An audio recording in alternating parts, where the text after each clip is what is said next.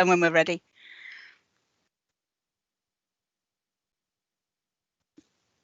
We're live now. We're live now, Councillor. Lovely. Thank you very much indeed. Well, good morning, members, and to anybody who's watching on YouTube, and welcome to Development Management. It is Tuesday, I believe, the 12th of January. So year's going into lick already, and just like to take the opportunity to wish everybody a happy, healthy and safe new year, as I think this is our first council meeting of 2021. We are using Teams. This is the first time DM has been conducted for West Devon, has been conducted using Teams. So I appreciate that we all might find it a little bit different and a little bit difficult as we adapt to using this particular piece of software. Can I remind, though, all members, as usual, just to make sure your microphones are mute to reduce the background noise. We will still continue to use the chat box to indicate as and when you wish to declare an interest or raise a question or take part in the debate, for the very simple reason that I think if we use the raise hand facility, I'm very likely to get people out of order. Not sure that I'll be able to tell in which order people are coming in. Again, as usual, if you do lose internet connection, then the meeting will be adjourned briefly to allow you to come back online. And the meeting is, of course, being live streamed, but it won't be possible to adjourn the meeting in the event that members of the press or the public do lose their internet connection. Applications will follow the usual procedure, with the case officer presenting their report, followed by the registered speakers being invited to speak. Members of the committee will be able to question each speaker on points of clarity if they so wish, and speakers will be invited into the meeting at the beginning of each application and return to the lobby once a decision has been reached. The recommendation will be moved and seconded to enable debate, and at the conclusion of the debate on each application, I'll call for the vote. Each councillor who is in attendance will be called to confirm that they were present for the entire item and asked to vote for, against or to abstain. And could I please remind members that if anyone is minded to vote against an officer's recommendation, which results in the application being refused, then you will need to be prepared to give clear reasons for material reasons for refusal, which will need to be supported by the relevant policies from the Joint Local Plan, as that is what would be relied on at any subsequent appeal.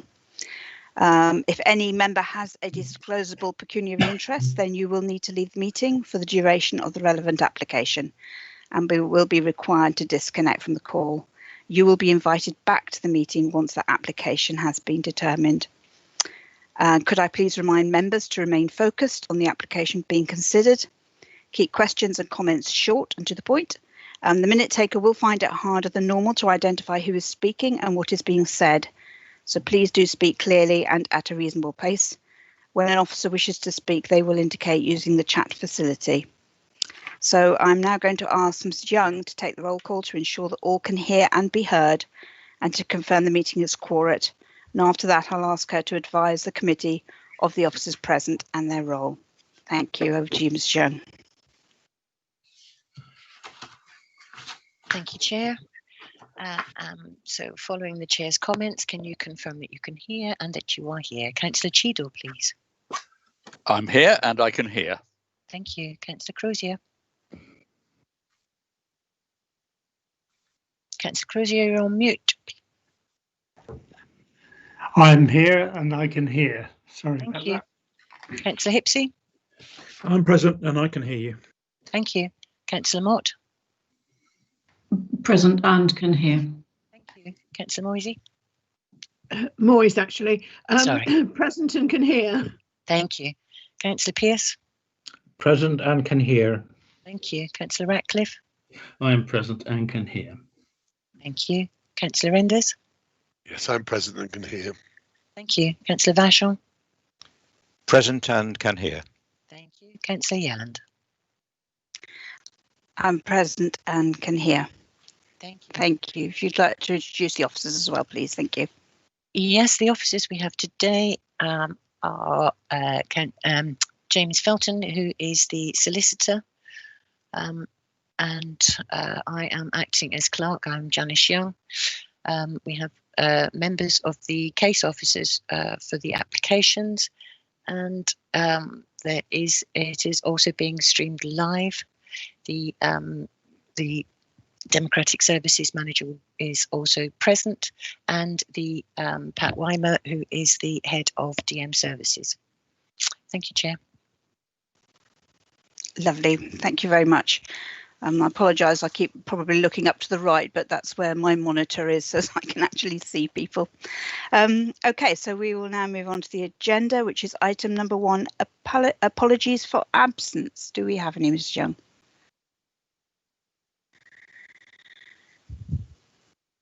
Sorry, no, there are no apologies for absence. Thank you. Item number 2 is declarations of interest. As I mentioned before, members are invited to declare any personal or disclosable pecuniary interests, including the nature and extent of such interests they may have in any items to be considered at this meeting. I would ask if anybody has any interest to declare, could they please express it in the chat box. While we're waiting to see if anybody does, I will just declare an interest on behalf of the committee that all members did receive an email yesterday from an objector. Okay. Chairman, I can't get the chat box. My chat box to work, so I'm declaring a personal interest in the applications on the agenda as a member of the Devon Building Control Partnership. Okay, thank you.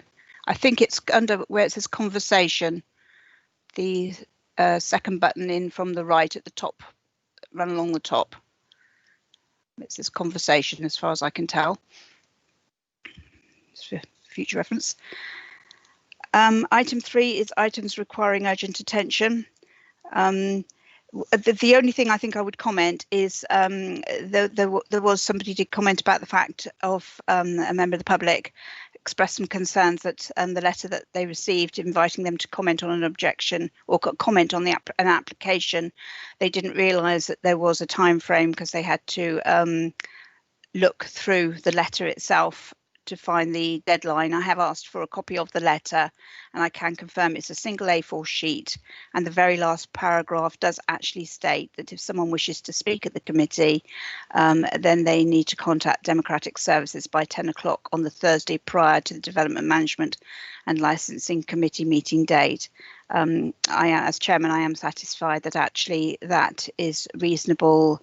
It would be reasonable for anybody to actually be able to appreciate or to understand that that is the deadline by which they would need to report or need to express an interest in speaking.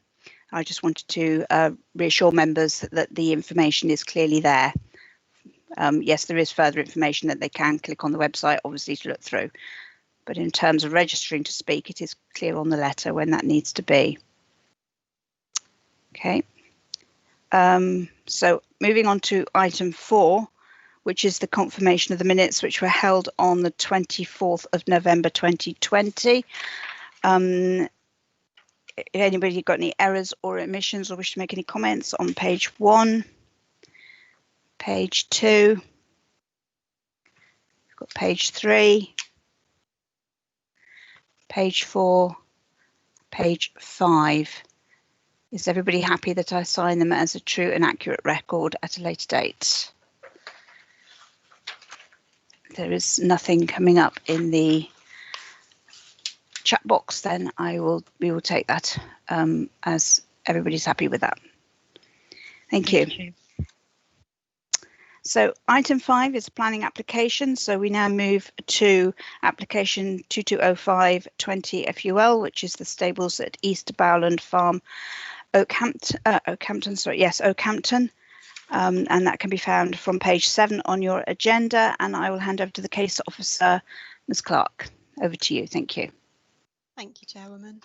Let me just load up my screen.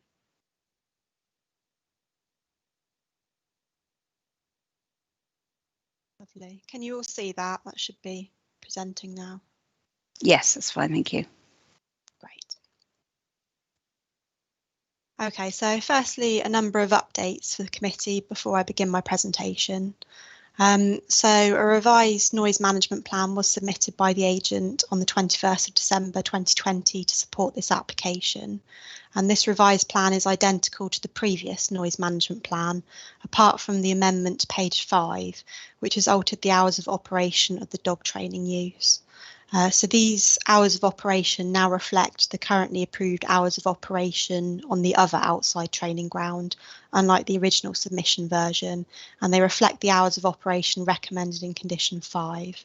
So my recommendation is therefore to amend the beginning of the wording of the suggested condition 5 to instead read, in accordance with the details of the supported information, the noise management plan, received by the local planning authority on the 21st of December 2020 hereby approved, with the remainder of the condition remaining the same.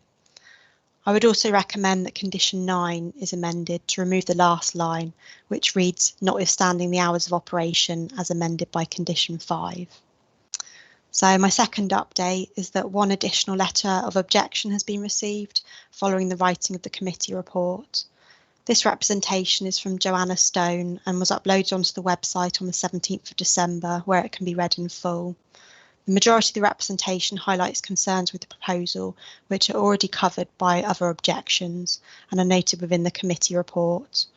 Near the end of the representation, there are a number of questions, and it's considered reasonable to address a few of these questions now just for clarity, as they're not addressed within the committee report. So firstly, there's a question regarding mitigation planting for the already approved outside area, and the lack of its implementation has been noted. So this is not a matter which can be considered by this committee, and it will be investigated further. So another question asks why a noise management plan was needed for the other outside area if there is no noise. So a noise management plan was requested for this application to ascertain how the site operates and to help in the assessment of any potential noise impacts. And this would have been the case for this previous application. There's also a question about why soundproofing was conditioned to the extension of the dog training building. I'd suggest that this was felt necessary by environmental health at the time, and the training barn has longer hours of operation than the outside areas. So next, I'd just like to clarify an error within my committee report. So the last paragraph at the bottom of page 12, going on to page 13 within the committee pack, notes that application 3851/17/full was refused, and that it was not supported by a management plan or noise report. This is incorrect, as it was supported by a noise report, but there was no management plan. So lastly, in terms of updates, Councillor Mott has asked me to confirm to you that the hashed red line on the map on page 7 of the committee pack does not reflect the red line area of the application site exactly, as it covers part of the road.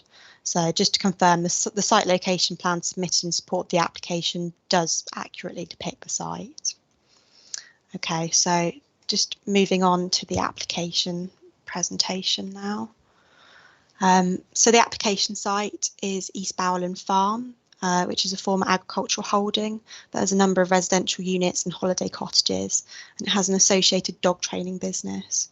So the business address is East Bowland Farm, whilst the applicant lives in the stables East Bowland Farm, and the site is owned and occupied by one family. So the site is accessed via a long country lane that also serves a nearby farm and other residential dwellings, which is accessed from the A386 to the east of the site.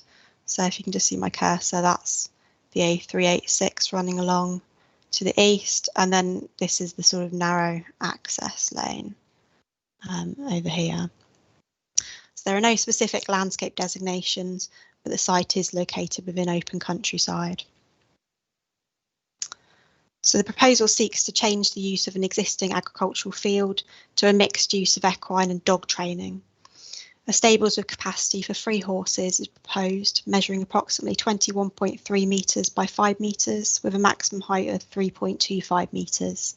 The dog training use will be restricted to the southeast corner of the site over an area of approximately 2,235 metres squared.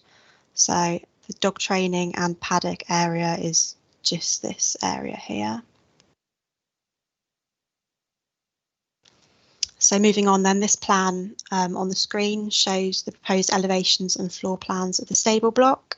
You can see there's capacity for 3 horses. So there's an extensive planning history on the site and a history of enforcement investigations. Only the planning history has been listed within the committee report, as no formal enforcement notices have been served.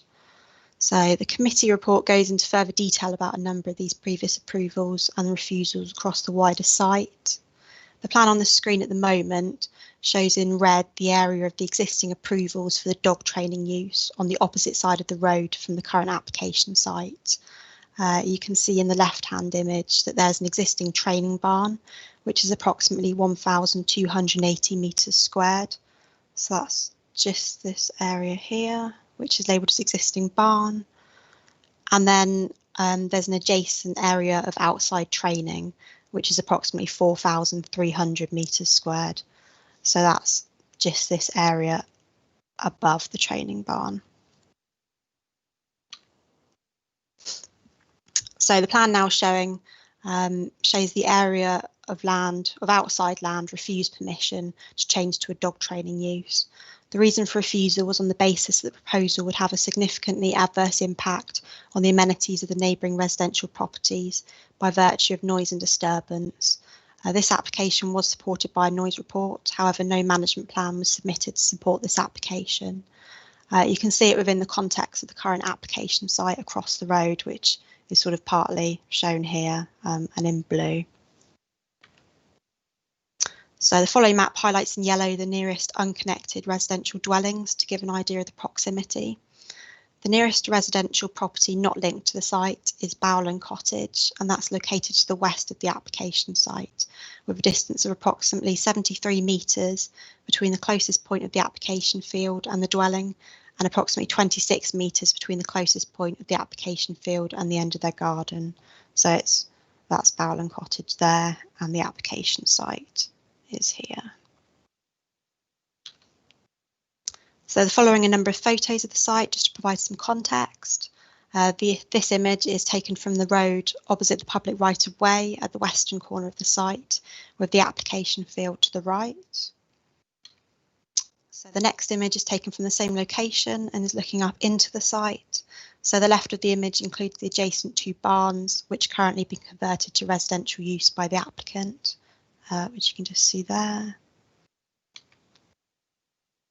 Next, you have an image from within the site, which is looking towards the training barn on the opposite side of the road. So you can just sort of see it through the tree cover there. That's the indoor training barn.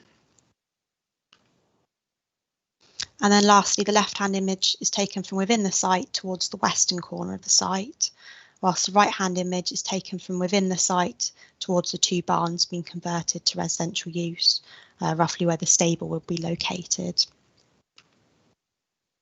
So in terms of policy considerations of the proposal, the site is located with an open countryside.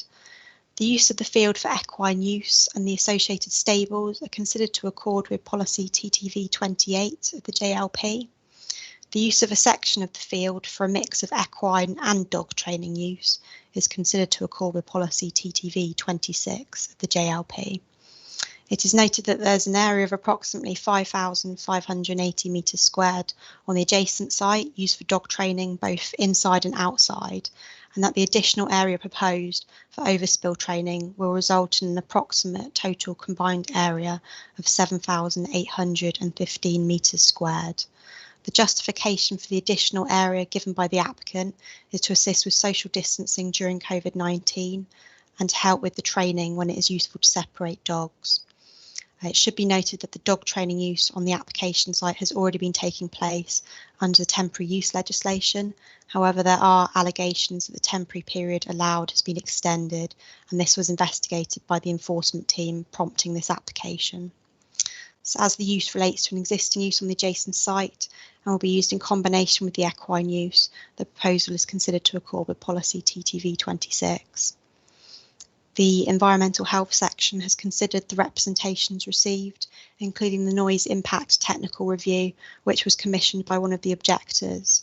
They've also considered the noise management plan, which was subsequently submitted by the agent following their request. Although an objection to the scheme was originally raised, environmental health are now satisfied that the proposal will have an acceptable impact on the amenity of the surrounding occupiers, subject to the recommended conditions and the use proceeding in accordance with the noise management plan. The proposal is therefore considered to accord with policies DEV1 and DEV2 of the JLP and EH1 and H5 of the neighbourhood plan. The Proposal is considered to have an acceptable visual and landscape impact, and issues surrounding highways and access, drainage and ecology are all considered to be acceptable, subject to the recommended conditions. So the officer recommendation is therefore that of conditional approval. So Janet Wallace, a representative from the Environmental Health section, is on the call today. So she can obviously provide comments in terms of noise. I would ask the chairwoman perhaps if it might be helpful if she just gives a brief overview of her comments from a noise perspective. But thank you, chairwoman. Thank you. Yes, Ms Wallace, do you have anything that you wish to add, please? Oh, hello, good morning, councillors. I'm Janet Wallace.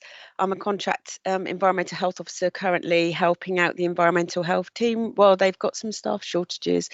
I just thought it might be useful for the committee. This is an unusual situation for environmental health to be in, where we're dealing with noise from people and animals. As you can imagine, usually during planning, the noise we deal with is machinery noise and plant noise and other noise that might potentially impact on residents, day and sometimes the night as well. However, we've looked at it in the same way. We look at it in terms of whether there's evidence of recent, existing or continuous unreasonable noise, and we didn't find any evidence of that. We considered whether there'd been any complaints, and there were complaints a couple of years ago, but the environmental health investigated gave advice to the operators, and that's been resolved. So we have that very much in mind when we make our comments. The initial comments did raise some concerns, but we would always give the applicant the opportunity to address these, and that's what they've done in terms of clarifying that the total number of dogs will be restricted to 11 at any one time, which is as it is now and as it has been for the last 2 years when there haven't been any noise complaints. And also the noise management plan has been submitted as comprehensive. It outlines what they do in terms of training, which includes the agility training, and then this can be referred to in the future if there are any complaints to environmental health. So that's the reason for our original kind of concerns, but then they've been addressed by the applicant to our satisfaction, and we wouldn't have any justification to with material reasons why we should recommend refusal. Thank you. Thank you. I do have a couple of questions coming forward from members. So Councillor Pearce and then Councillor Moyes. Thank you. Thank you, Chairman. Question clarification to the officer, if possible, please. If we could go back to the overhead map of the site, and the officer referred to the training area being the other side of the road. Now, is that the lane going down to the farm that it's the other side of? And I was in her presentation, or in your presentation, Ms. Clark, you said that the lane went to East Barrowland and to one other farm. Does this continue on to another hamlet or another area? Ms. Clark. Thank you. So hopefully can you see the map on the screen at the moment? Yes, I can. Sorry, yeah. I did drop the presentation. I clicked the wrong button earlier. So the area outlined in blue above, this sort of building here is the indoor training barn. And Yes. then we've got the outside training area, which is this section here. Yeah. So the main road runs along here. So it separates. Is that the A386?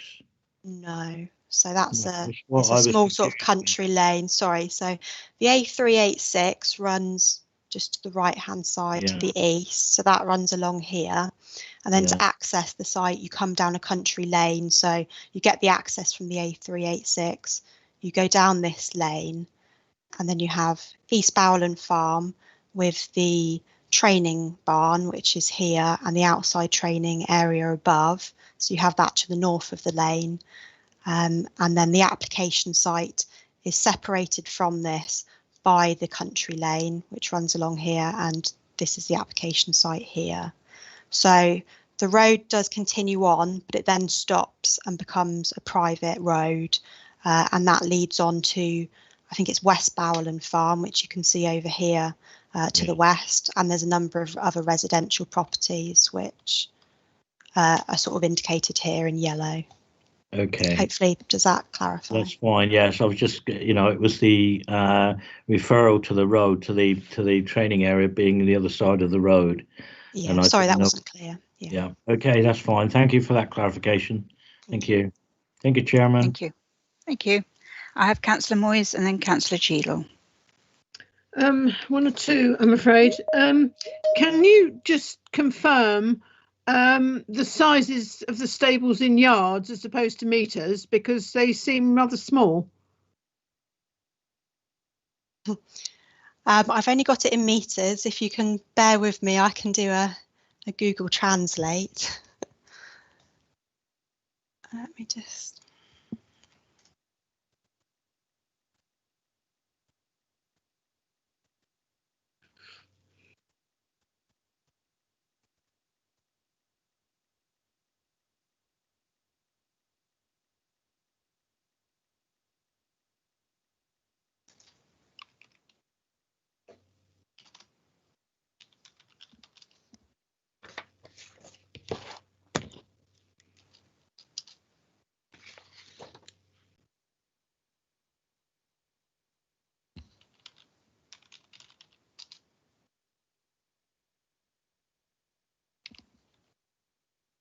So 12.3 metres, which is the longest sort of width of the stables, is 13.45 yards. Does that sort of help give a bit of an indication? Sorry, is that the whole section? I don't understand, or is that one stable? So the width of the stables is... Yeah, so the stables is 21.3 metres by 5 metres. Yeah, divided by 3, or they've got in your thing. So from one corner to the other, that's 21 metres. Yeah, is it? Yeah. So if you look at the northwest elevation, which hopefully you can see on the screen now, that elevation is 21.3 metres. Okay. Can you tell me, is the Bridgestone Salton neighbourhood plan adopted now? It gives the impression it is in your report. So it's not adopted, but it's it's gone through the independent examiner and the examination. So it's at the regulation 17 stage. So that means that we do have to give it material weight, but not full weight. Yeah. And you said about the non-adherence to previous planning conditions. Are you saying that there are no outstanding conditions or requirements that haven't been complied with now? In terms of the actual application site itself, there was certainly an allegation that the temporary use of the field for dog training exceeded that which was allowed under the temporary use legislation. So that was subsequently investigated by the planning enforcement team. What came about from that investigation was the submission of this application, which included the area of dog training. Yeah. So that's to attempt to sort of regularise that. In terms of the wider sort of site, I couldn't tell you with certainty if there are current breaches which are ongoing. I know there's certainly been some which have been alleged, which we will be sort of contacting the investigation team about. Oh, right. I'm not quite clear whether the dogs that are in training are owned by the applicant or whether there's a commercial use there. So it's a commercial dog training facility. Right, thank you. Thank you. I have Councillor Cheadle, then Councillor Renders and Councillor Mott. Councillor Cheadle, thank you.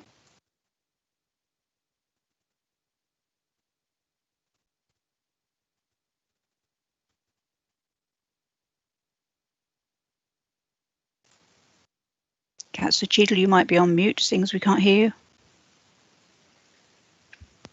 I'll say all that again. I'm looking at page 13 of the report, the analysis, third paragraph down from the top. It starts, the proposal seeks to change the use of existing agricultural land to a mixture of equine and dog training, which I fully understand given the application. What's the status, were this approved, what would the status of the land be if it's no longer existing agricultural land?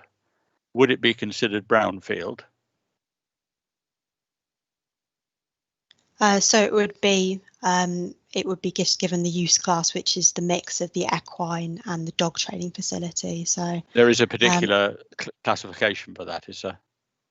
Well, that would be, well, at the moment it's agricultural land, and they're obviously seeking to change it from agricultural to a mixture of equine and dog training facility. So I would say that's a sui generis use because it's a mixture of the two. Okay, but it wouldn't be considered at a subsequent application as a brownfield site. I think it.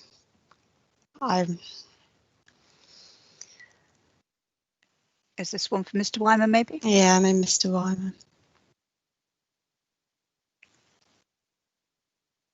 Good morning, all. I think in terms of the use of the land for dog training, no, that wouldn't then be classified as previously developed land because there would be no structures or no buildings on there to form within that definition. The whether stable blocks are classified as previously developed land is a bit of a moot point, a little bit of a grey area. Even if they were, I don't believe it would then allow any greater weight given to any subsequent proposals because they'd still be determined as proposals within the countryside unless it was the reuse of the stable for an appropriate use, but would still come back to us needing a consent. So overall, I think the vast majority area, no, it wouldn't be previously developed land because a use in itself doesn't then allow that definition to kick in if you look through the PPG and PPF definition of it. Thank you. Okay, that's very clear. Thanks very much, Pat. Thank you. Councillor Renders, then Councillor Mott, please. Thank you. So I'm just misreading this. So I just want to get my head around this. So the commercial use is purely for dog training only, and the stables that are being built are domestic. Yes, that's correct. So what would happen in the future then if is it just a change of use to switch the stables from domestic to commercial? I think you broke up a little bit there, but I think Oh, sorry. And also, where do they keep their horses at the minute? I'm just curious. That was all. Because they've obviously got horses, if they're building for it, or are they building to plan to have some horses? I think I lost you a little bit in the connection, but Okay. what they're applying for, please let me know if I don't answer your question. Okay. What they're applying for is for domestic use for the stables. What I have recommended is a condition which ensures that does remain domestic and it doesn't become a business use. If they did want to subsequently use it as a business use, they would need to apply to alter the wording of that condition or to have it removed, which would then obviously need to be subsequently considered by a new application, by a removal of condition application. So that would be the point then, that it would be considered if it was acceptable for that to be a commercial use or not. Okay. Does that answer your question? Yes, it just seems a strange mix, but I'm not the most equine of people, so having the stables there and the dog training bit, I would have thought with either or. So, and I just wondered where they currently keep their horses, if they're or are they currently in that field? Do you know that question or not? So the the land is not used for equine at the moment. It's just Right. agricultural. As far as I'm aware, they do not have any horses, or at least there's no horses present on the East Bowland site. And obviously the intention is either to obtain some horses, or Okay, yeah, got it. That's my kind of understanding. Brilliant. Thank you. That's lovely. Thank you very much. Thank you. Okay, I have Councillor Mott, please. Thank you. Thank you. Just really clarity on a couple of points, if I may. Can I confirm, please, how many complaints Environmental Health have had recently regarding noise on the site since the applicants have had the outside area in use? And can I ask, please, would we have expected a noise impact assessment with this application? As I noticed, we've had those before on previous applications, particularly for the outside use, but we don't seem to have had one for this application. Thank you. Could I potentially ask Janet Wallace to answer those questions if you're able to? Yes, Anita Kidby from the Environmental Health team is also on the call, so she might be able to answer the question about how many complaints, if any, have been received since this application has been in or in recent times.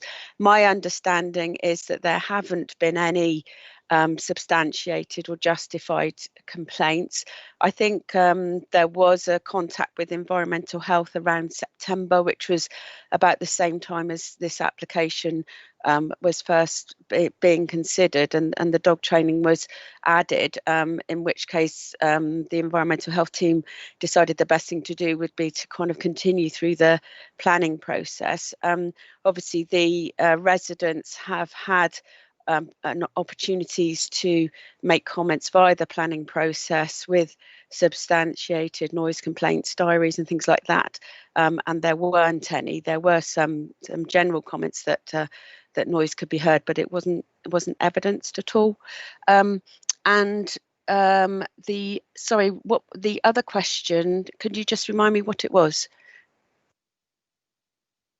Yes, sorry, I did throw rather a lot at you there. That's okay. It was to ask, please, would we have expected a noise impact assessment with this application, whereas we've had them before, with particularly for the outside area on the other side of the road for that site, but we don't appear to have had one now. I know they've submitted a management plan for the noise, but we've not had a noise impact assessment for this site. Okay. In a way, and I suppose, you know, bearing in mind that there had been noise concerns before raised in relation to the first applications and the complaints in 2018, the applicant would have probably been best advised to submit a noise impact assessment. However, the noise management plan follows the noise impact assessment anyway, so really that has kind of overtaken the need for doing a noise impact assessment as such. I think, to be fair, from the applicant's point of view, because they were very clear that the dog training is of a high standard and one-on-one, and they hadn't been in receipt of any further visits from Environmental Health in the last 2 years. So from their point of view, I would imagine that they're thinking, well, you know, there is no noise and we are managing it properly. And the noise management plan contents have kind of clarified that, really. So yes, it might have been a good idea right at the beginning, but in fact, you know, time's moved on. The noise management plan has adequately covered everything that, you know, that we were querying.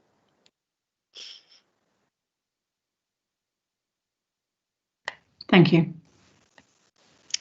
Thank you. And Councillor Ratcliffe.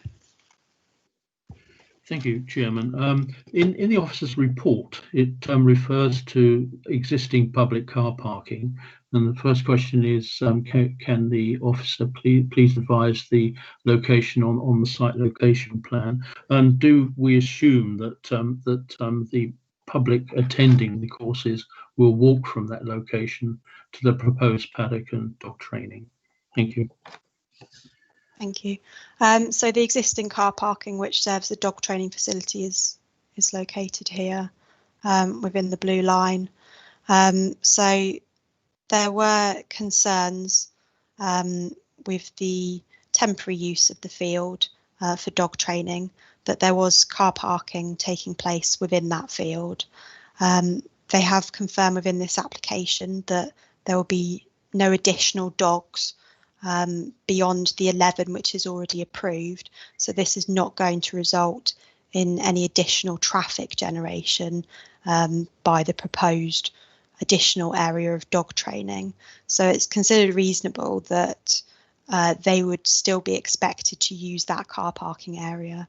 One of the suggested conditions is that no car parking shall take place on this application site, just to ensure that there is not the parking which potentially has been taking place, as there were sort of concerns visually how that looks.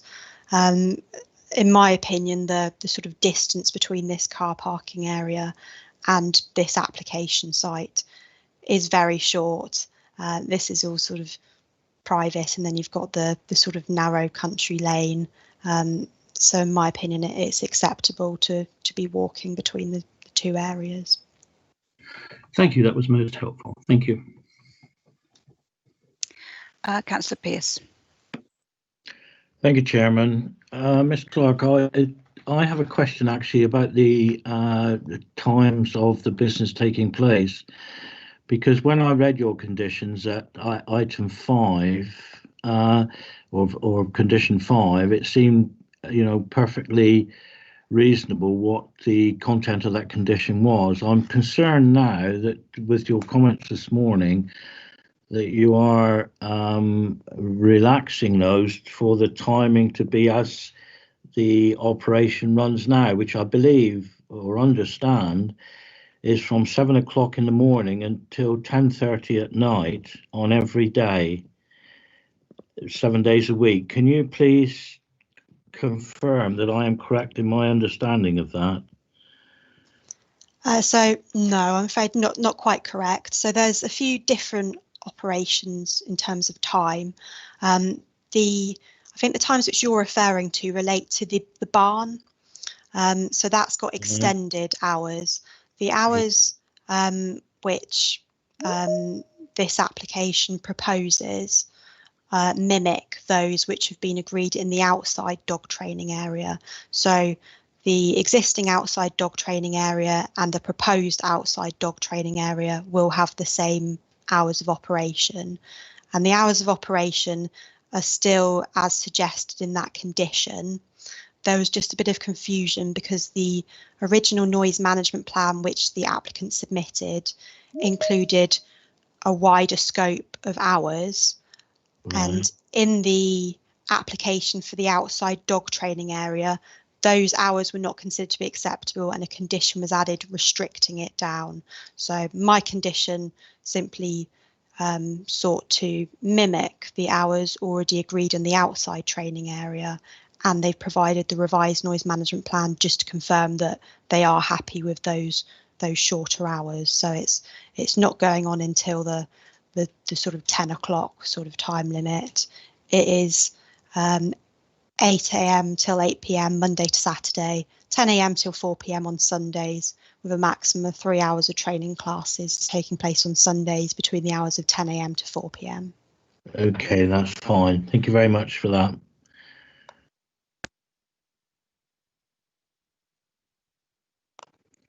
Thank you, Chairman.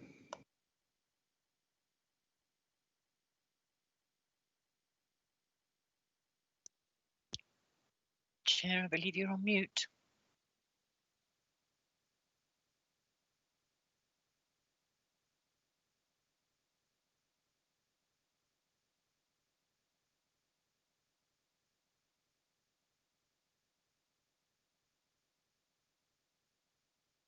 I would like to propose that we hold for a moment because I believe we may have lost the chair.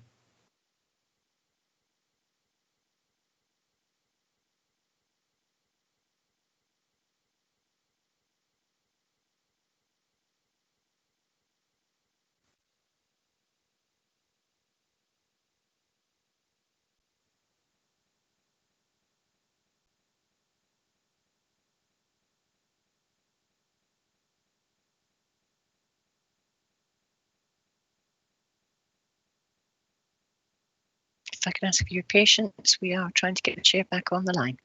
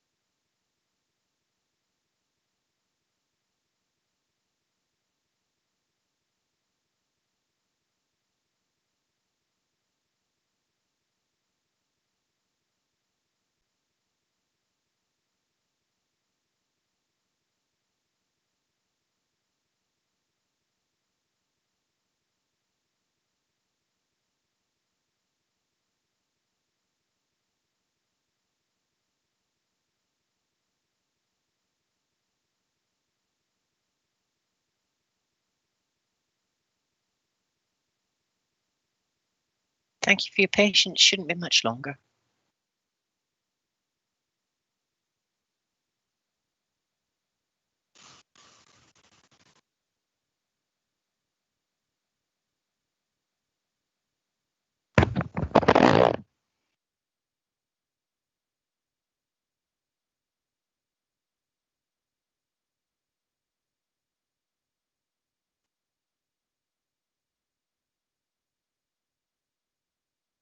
Meeting was adjourned, and we can now hopefully continue.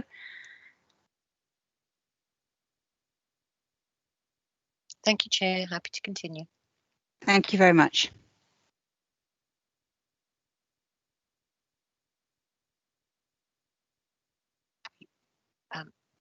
Councillor Pearce had his question regarding the hours confirmed or clarified.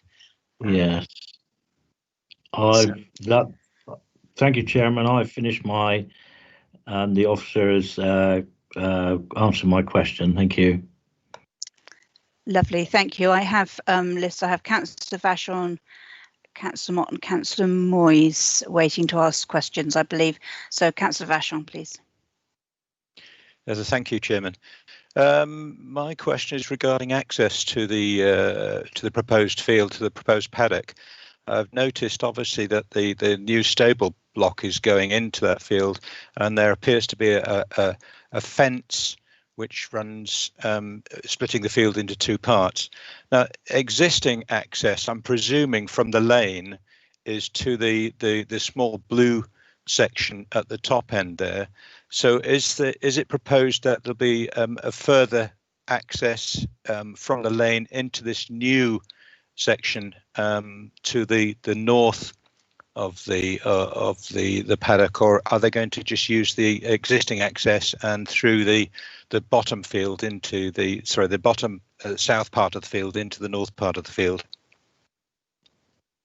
Okay, thank you. Thank you.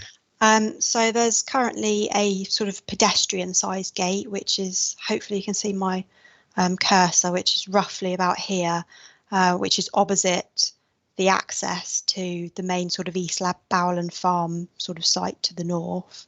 So there's that sort of pedestrian gate, and then there's the access between this site into the current field. So there's the sort of 2 points of access at the moment, which are both to be retained. Okay, so any vehicle access for, say, horse boxes, etc., would come through the top of that field and go through across the lower field and into the northern field to get to the stables. Am I right?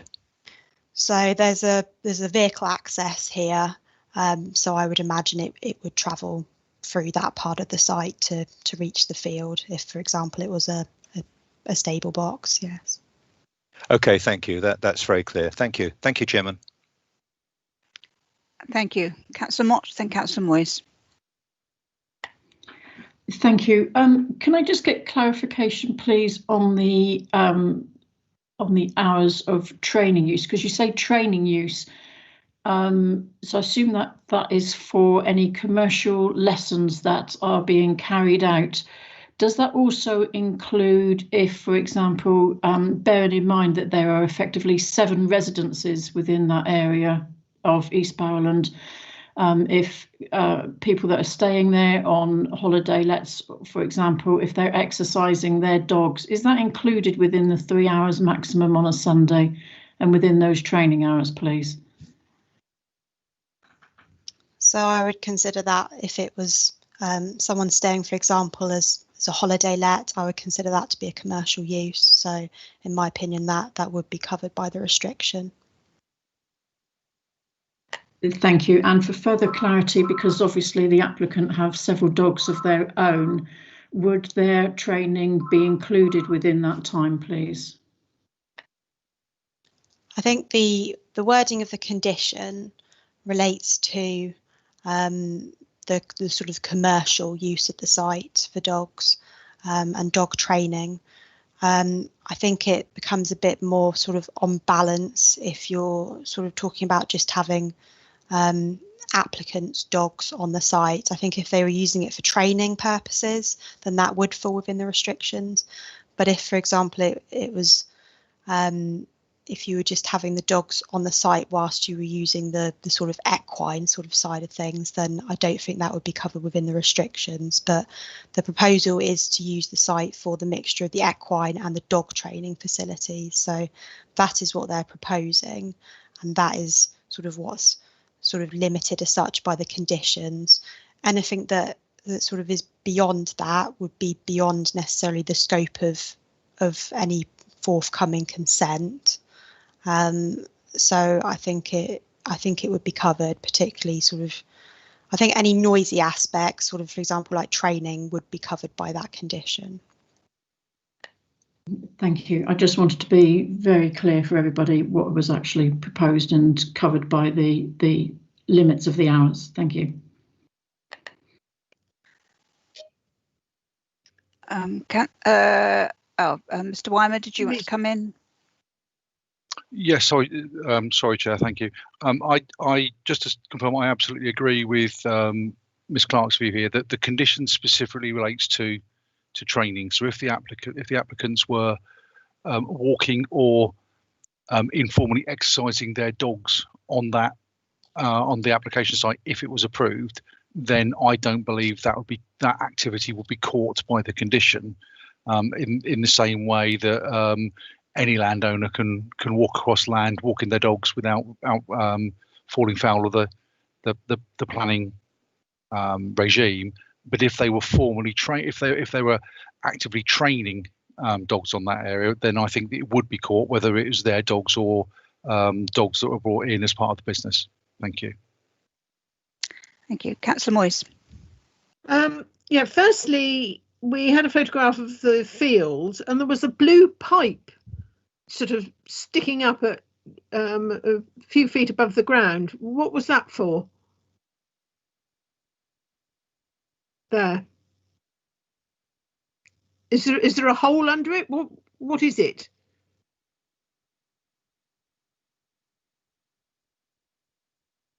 Verity, you're on mute.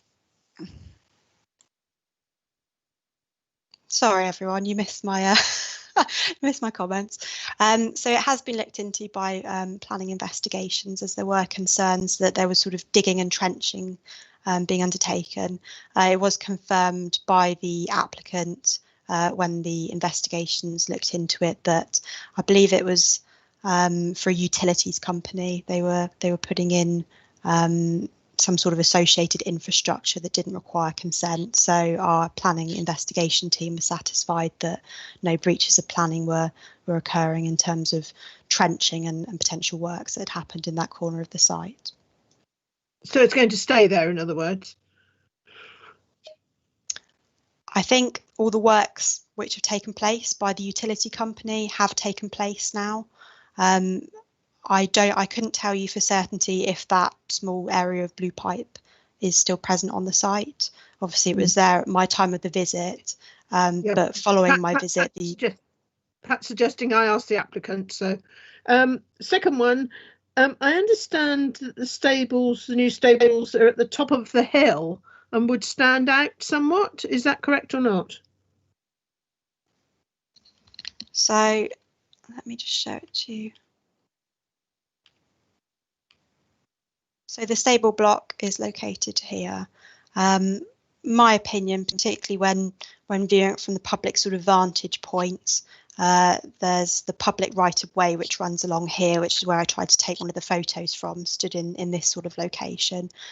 I would think that when you're viewing the site from that area, you would see the stables and you would view it sort of grouped together with these properties behind it, so it would not appear isolated. Let me bring up the photo from that. Oh, let me go back, sorry. Yeah, so I think you would see it as grouped together with those existing structures rather than in isolation. Okay, and finally, the drainage scheme for the stables, I didn't sort of quite understand that, because stables are not the same as a barn for cattle, and I'm not quite sure why a drainage scheme is required. So any sort of structure will result in surface water runoff, because of, it sat on an area which was previously grass, so that could just infiltrate into the ground. So when we're introducing a new solid structure, that is going to result in an impact on surface water drainage. So we need to be sure that anything that results from that is going to a suitable form of drainage, for example, a soakaway, which is why I've suggested the condition, and that's in line with our sort of policy requirements relating to surface water drainage and flooding. Right, so it's not what's coming out of the stables, it's what comes off the roof. Yes, that's right, surface water drainage. Yeah, thank you. Thank you. I have no more questions on the chat box for a minute. I do have a question myself, really just to kind of for clarity to get my head around this a bit.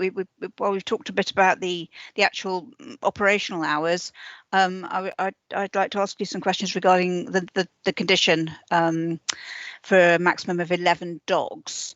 And just looking at the condition and how it is, it's talking about the existing training barn and outdoor area as outlined in red in a site location plan relating to a previous application. In combination with the site shall not exceed 11 at any time. So understanding then that's a maximum of 11 dogs within the barn, this site and the existing site can be used or can benefit, shall we say, from training. However, I'm aware that there is residential holiday lets, which is marketed with a view for people to bring their dogs to enjoy training. And as we've already discussed, that owners might well have their own dogs as well, which is understandable. So I just really wanted some clarification about this maximum number of 11, as to whether that would include the dogs that are currently in the residential holiday lets, as to whether that would include dogs that are on site but not actually taking part in the training. So somebody might have 2 or 3 dogs that they own, and they might have those three dogs booked in for a training session, but they'll be running one after the other, intending to leave the other dogs in their vehicle. So does that include all dogs on site, or is it all dogs on site that are undergoing training? Does that make sense? Sure, yeah, so I would read that it's all dogs on site that are undertaking training. The management plan's quite clear in that only one, that I think they can take multiple dogs per sort of customer, but they can only have one dog undertaking the training at any point in time. So any additional dogs would need to stay in the car. So the 11 would be, as you say, would be restricting to the training barn, the already approved outside area, and this proposed area. So there couldn't be any more than 11 undertaking training at any one time. Okay, but there could potentially be more than 11 within the curtilage of the property then. Yes, if they were, for example, in the car, then they could potentially, yes, but they wouldn't be undertaking the training at that time. No. Okay, lovely, thank you. Mr. Weimer? Yeah, very briefly, Chair. Of course, this doesn't alter the situation as it is now, because this is the condition that's on the existing business. So the application before you doesn't alter doesn't increase the numbers that are already there, and those questions that you rightly pose would still be the answers would still be the same whether this application was in front of us or not. Yep, thank you. Okay, if there are no other questions for the moment, then I will move to our registered speakers. And first up, I think we have the applicant, which is Ms. Langman. I hope I've spelt that correctly. I'm sorry, because it's my writing. I'm not terribly good at reading my own writing. Ms. Langman, can you just confirm that we can hear you a minute? Can you just say good morning? Good morning, and I can hear you. Lovely, thank you very much indeed. So I'm sure you've already been advised, but just to make doubly sure, you do have 3 minutes in which to make your presentation. One of our officers will be keeping an eye on the time, and 30 seconds before your time is up, she will give you a warning, 30-second warning, and at the end of the 3 minutes, then I will need to ask you to wind up with your final sentence and stop if you haven't finished by then. And if members do have any questions for you, just for clarification, then they will ask them at that stage. Okay, so when you're ready and in your own time, then away you go. Thank you. Thank you. So, hi, I'm Lauren, and I'm reading because there's too many things for me to remember, and I'm a little aware of time. So firstly, thank you for all of your time. And together with my family, we run the dog training and holiday cottages at East Bowland Farm, and we have done for over 10 years now. 2020 has for sure been a challenging year for us all, I'm sure, and we've had to adapt. Whilst we've regularly used the Bowlands Barnes Field for training since 2017, we now feel even more strongly that our outdoor spaces are actually pretty essential due to the challenging times that we all find ourselves in.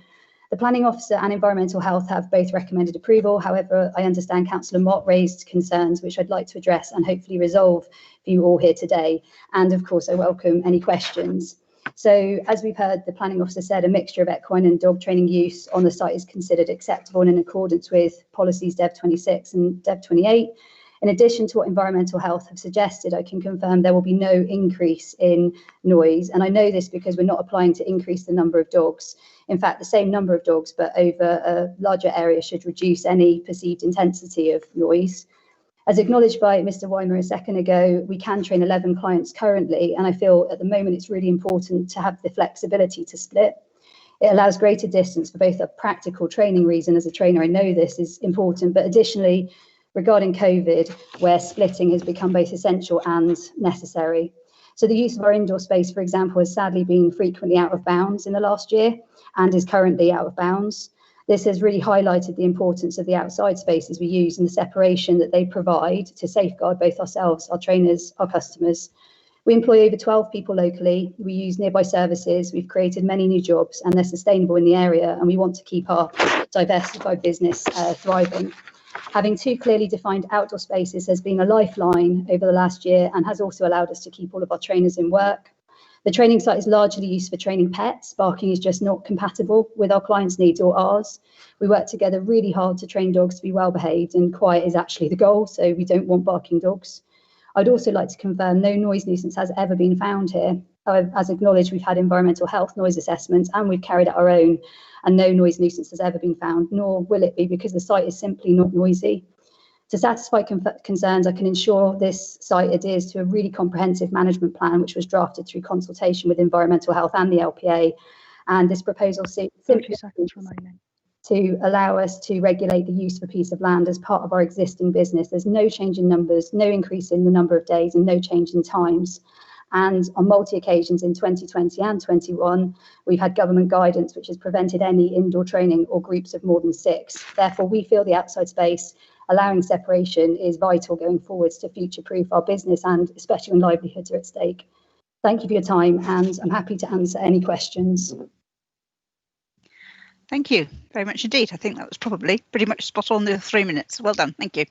I have a question from Councillor Moyes, please. Yes, I queried earlier the blue pipe in the field. Is that still there? Is it going to be moved or what? I asked my partner while we were speaking because I actually had no awareness of the blue pipe. So whilst it is still currently there, it was put in place to highlight where an old drain was, ready for when we had new Western Power came in to put in a new electric line for us. So they wanted that just highlighted so they didn't disturb anything there, but it can in fact go now. Yep. Okay, thank you. Another question is, I understand that the farm has several stables at it. It was a point-to-point yard at one time. So why do you need more stables in this other place? So our home, Matt and I both live here, and our home was previously a stable, but we have now, we live in a converted stable. We don't actually have any stable with its own access or its own sort of area, and obviously we use the main sort of, we don't have any existing stable at all here now. So yeah, it was the idea of having an area that my daughter and I could both keep ponies. She currently loans ponies. And we could have them sort of separated away so that we don't necessarily, we don't have anything easily accessed here. Thank you. Okay, thank you. Any other questions from any of the members? Okay, lovely. Thank you very much, Ms. Langman. You're welcome, of course, to stay in the meeting and listen until we get to the end and determine the application. Okay, thank you very much. Thank you. I'll ask you to go back on mute if you would be so kind. Thank you. Okay, our next registered speaker is from the Parish Council, which is Councillor Sue Eberly, which I hope I've pronounced that correctly. Councillor, are you able to confirm that you can hear us? Okay, and we can hear you.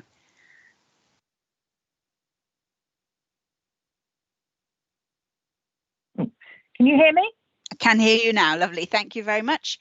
And same for you. You have 3 minutes. I'm sure you've done this before anyway, but you do have 3 minutes, and we'll have a 30-second warning.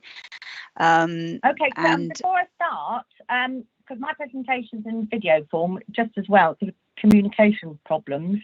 I can't see you. I'm doing this by phone. And I'm trying to follow it on YouTube, but the conversation on YouTube is completely different from the one on the phone, so I've had to turn that off. Am I required to stay after the presentation? You're not required to stay, well, only just simply to, if there are any questions, but you can leave the meeting at any time you wish. It's just might be helpful if there are any questions that are going to be asked by members after you've done your presentation. Yes, that's no problem. I just didn't know if I needed to stay if I'm only just listening on the phone. No, only to respond to any questions. That's all. If members have any questions when you've finished your presentation, which will be immediately afterwards. Okay. Okay. Hope that makes sense. As I said, my presentation is in video form. I'd just like to make it clear before it starts that there's no suggestion that the dog recorded in the video is a problem. It's not. It hardly ever barks. It just provides a good example of how just one dog's noise carries, even from a long distance. Can I add very quickly, it's my understanding there are objections about the noise, which is noted in the planner's report, and pose the question, were objectors asked to provide evidence of their concerns? They might think that written submission was sufficient. Could you press the start button for the video, please? Ms. Young, are you the one who's pressing the magic button? It's the case officer, and I believe she's on the case. Thank you. Verity, it's not working yet. There we go. Okay, well, I'm pressing play. Can you see the sort of the picture on the screen with the church? Yes, you can see the image. Yes. Right. Can you hear any of this? No. There's no sound. It's an image. Is there anyone from IT on the call who can help? When I press play, I can hear the video and the speech, but obviously it seems like no one else can. Mr. Gardner. Hi, Bertie. It's Steve Gardner here. Have you got your device on view mode?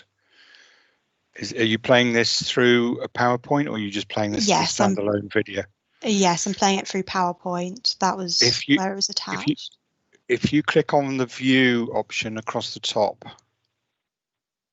It's in view mode at the moment. Right, and what are the options on the drop down there?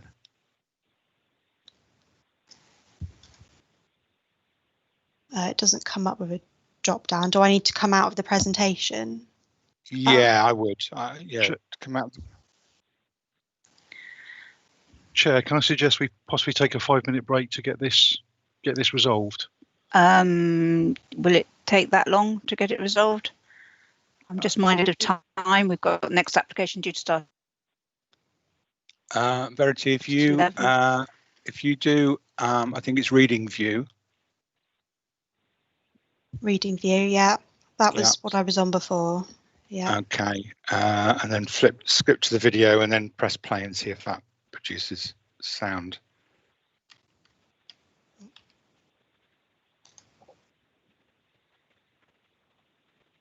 Can anyone hear that? No. No. Okay, yeah, I can hear it. Okay, can you try playing it from the original file? So if you find the file where it's stored on your device, if you press play, not from within PowerPoint. Okay, I didn't add this. Someone else added it in. Can I drag it onto my desktop? Will that work? I'm not sure. Verity, have you got headphones on? Yes, I do. Do you want to unplug them and see if that works? Okay. That's a good idea.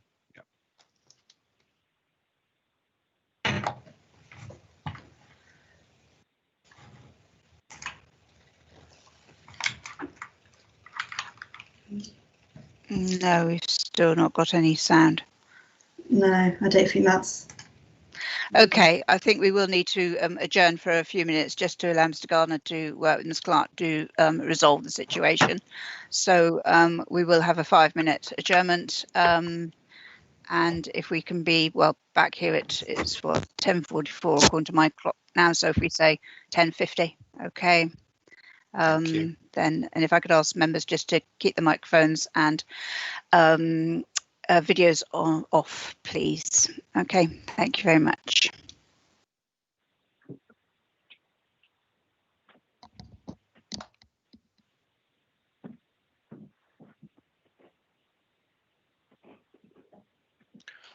Okay, Verity, we need to find an alternative version of the excuse me, of the video.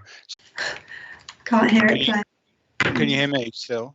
Yeah, I can hear you, but I can't hear the video now. Right, okay. Okay, we all ready to go? I'm now streaming. Yes, thank you. Lovely, thank you.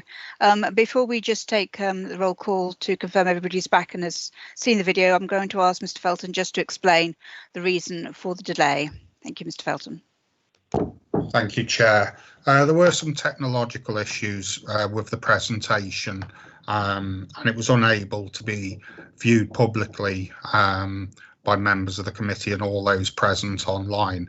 So in the interim, as a compromise and during the short adjournment, a copy of that was sent by link, by email, to each of the members of the committee and the applicant for them to view, and that's what they've done, subject to their confirmation now. Thank you, Chair.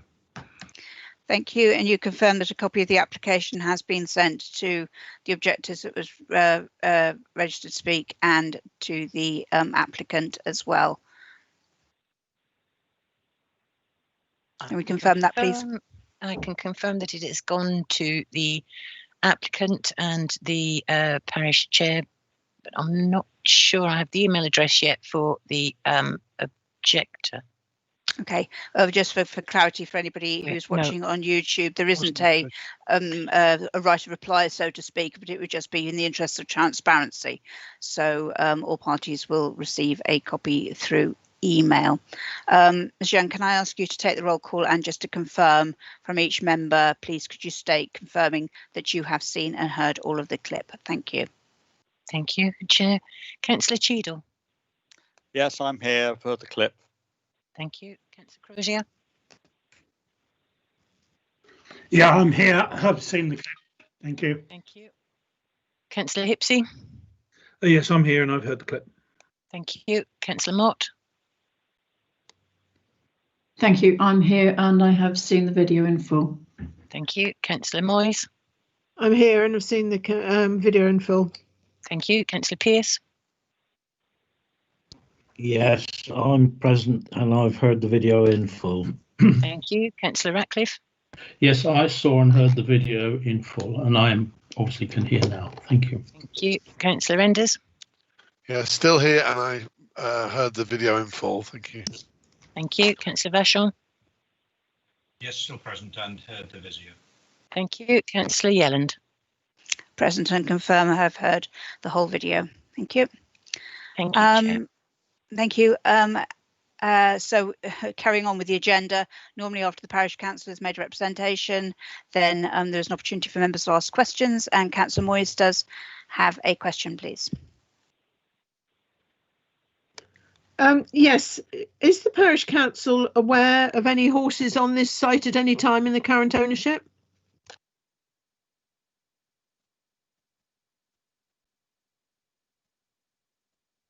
Can you hear me?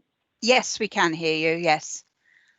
The question was broken up, but I think it was saying were we aware of horses. As I understand it, the applicants don't own any horses at the present time. Okay. Thank you. Thank you. Any other questions from members at all? No, lovely. Okay, thank you very much indeed. And we now have the ward member, Councillor Mott, who does have a little longer. Ward members have 5 minutes. So over to you, Councillor Mott, when you're ready. Thank you, Chair. I promise not to take up all of that time. I brought this application to committee because, as I've said in the report, there have been concerns expressed by the residents and the parish council over the possible impact of noise with the expansion of this site and the outside training area. The parish council had no objections at all to the site being used for stabling of horses and for equine use. The objection is solely for the expansion of the dog training business in the outside area. There are, as you can see, no tree screening or any other means of mitigating any noise impact from that site, as it sits higher than the rest of the site there, and indeed the houses that it would affect most closely, Bowland Cottage. I have reservations because although I can understand that this application meets policy as it stands, there are concerns with noise, and it does bother me that the noise impact. I've also got concerns over the possible use of the stables for being able to store equipment in, because obviously one of the conditions is that no permanent equipment is left out on the site for dog training, and I would like a condition adding, if possible please, that the stables are only used for horse stabling only and not for the storage of equipment, in order to safeguard their use for stabling only and not to be used as an area of storage for dog training equipment. Thank you. Thank you. Does any member have any questions for Councillor Mott? No, lovely. Thank you. And to the planning officer, would that be a reasonable condition? Thank you. Yes, I think that would be a reasonable condition to add. Okey-dokey. I haven't actually written it down, so I'm hoping that you have got that written down. I tried to make a note of it, but I didn't get the full note when we come to it. I've written it down. Yes. Lovely, thank you. So when we actually come to the vote, we have got it there. Okay, dokie. Right. If there are no further questions from members, then I will move the recommendation, which is for officer, recommendation as laid out on page 7 of the agenda, which is for conditional approval. Could I have a seconder for that, please? Yes, Chairman, Councillor Pearce here. Happy to second. Thank you very much. Any debate, members? Oh, Ms. Clark, you wanted to make a comment, Ms. Clark? Got in there a bit Yes, quick, thank you. Sorry. I just wanted to ask if you would be happy to support my initial recommendation at the beginning of my speech, which proposed to amend 2 of the conditions just to reflect the new noise management plan which was submitted. Could so you that just was yes, so that was altering condition 5 and 9.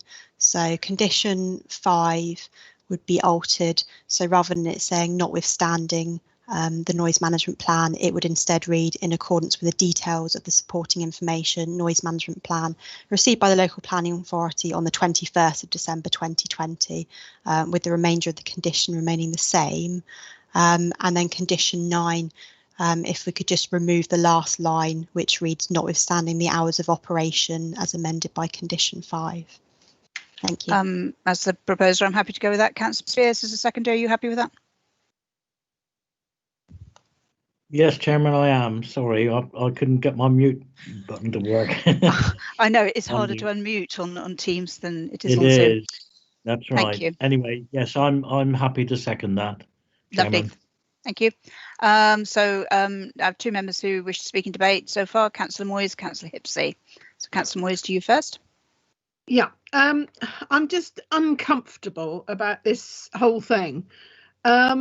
If there is any commercial use, it strikes me as being obvious that they would want to increase that. I know the 11 dogs is in a condition, etc., but there will be an instance where they want to push that, I think.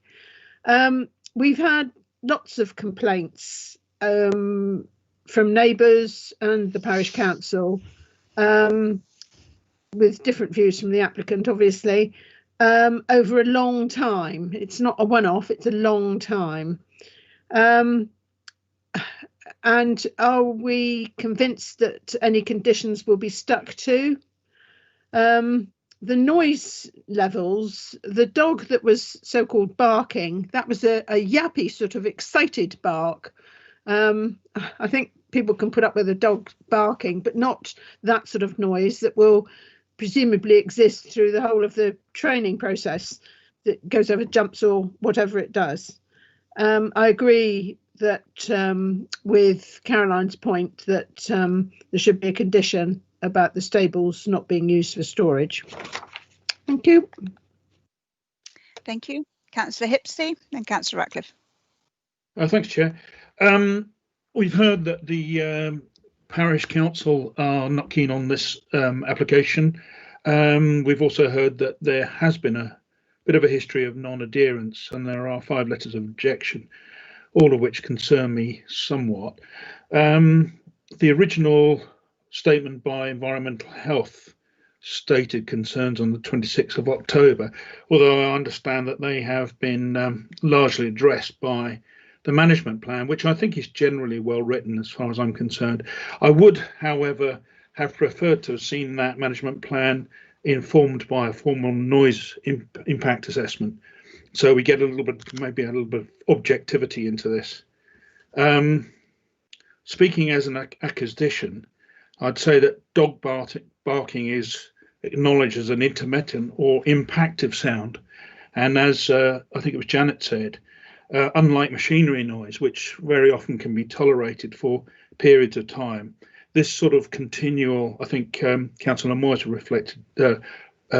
spoke about this too. Dog noise is particularly annoying to the human because it is intermittent and impactive. So all those things are in my mind. However, I note that condition 9 is really the crucial point here. And as far as I can see, as long as condition 9 is adhered to in the future, then I don't have any objection to this application. Having said that, of course, that sort of adherence must be enforced. So if there is any deviation from that adherence, I'd expect that to be enforced. Thank you very much. Thank you. Councillor Ratcliffe. Thank you, Chairman. Yes, I'm looking at the site location plan at the moment, and it seems to me that the nearest property, the Bowland Cottage, it's roughly equidistant to the centre of the existing dog training area and the centre of the proposed paddock training area. I think one thing which assists the existing one is there is quite a substantial building running longitudinally down the boundary, and that must to some extent shield or attenuate the sound or any sound which comes from there. But that doesn't apply to the proposed dog training area. It seems to me there is open ground which is between the two. I mean, I can only judge this from the from the Google aerial photographs.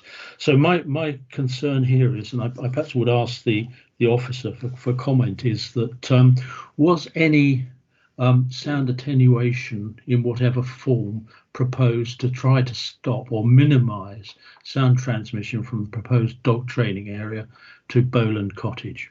Thank you, Chairman. Thank you. Mr. Weimer. You want to comment? I don't know whether Councillor Ratcliffe would like his question answered first, because my comment was about something okay. Different. But I don't know whether that's Miss Clark or the Environmental Health Officer would be the best person to answer that one. I think initially I was addressing it to the case officer, because if part of the discussions, if any way of proposing this was changed whilst it was being discussed with the agent, the applicant. Thank you. Who would like to take this one, case officer or environmental health? Thank you. So I can just confirm that no noise mitigation was proposed during any part of the application. Perhaps if Janet would like to sort of comment on the reasoning why she didn't feel it was necessary, which led to her comments, maybe she can explain that a little bit further if that would help. Thank you. Yes, indeed. Yeah, thank you. It's Janet again. I think that we did talk about this, but in reality, people talk about trees as screening. Well, it takes 20 years for trees to grow, and in any case, a line of trees on a hedge bank, whatever, won't really be effective at all against mitigating noise from barking dogs, nor would any kind of boundary treatment such as a bund or a bank. So it would be essentially, you know, an ineffective mitigation measure. So whereas it's appropriate against some low frequency, low level noises that are continuous, etc., it wouldn't be effective against barking. The only way to control barking noise is to make sure that the dogs are looked after, that they're in the company of people all the time, which dogs under training are. And that, you know, they're trained in such a way that persistent barking doesn't happen. And the noise management plan sets out that that's the way they would intend to control it. So as with any noise, controlling the noise at source so that it doesn't happen in the first place to any unreasonable degree is the best way to deal with it. And that's what they've proposed. I hope that helps. Yes, thank you. That is fine. I was more thinking of a baffle or shields, which you see to shield plant around buildings and various areas to help with the with any noise which is done. And I agree with you that planting and trees is not really an effective measure. But thank you very much. It was interesting, and thank you for answering the question. Mr. Weimer.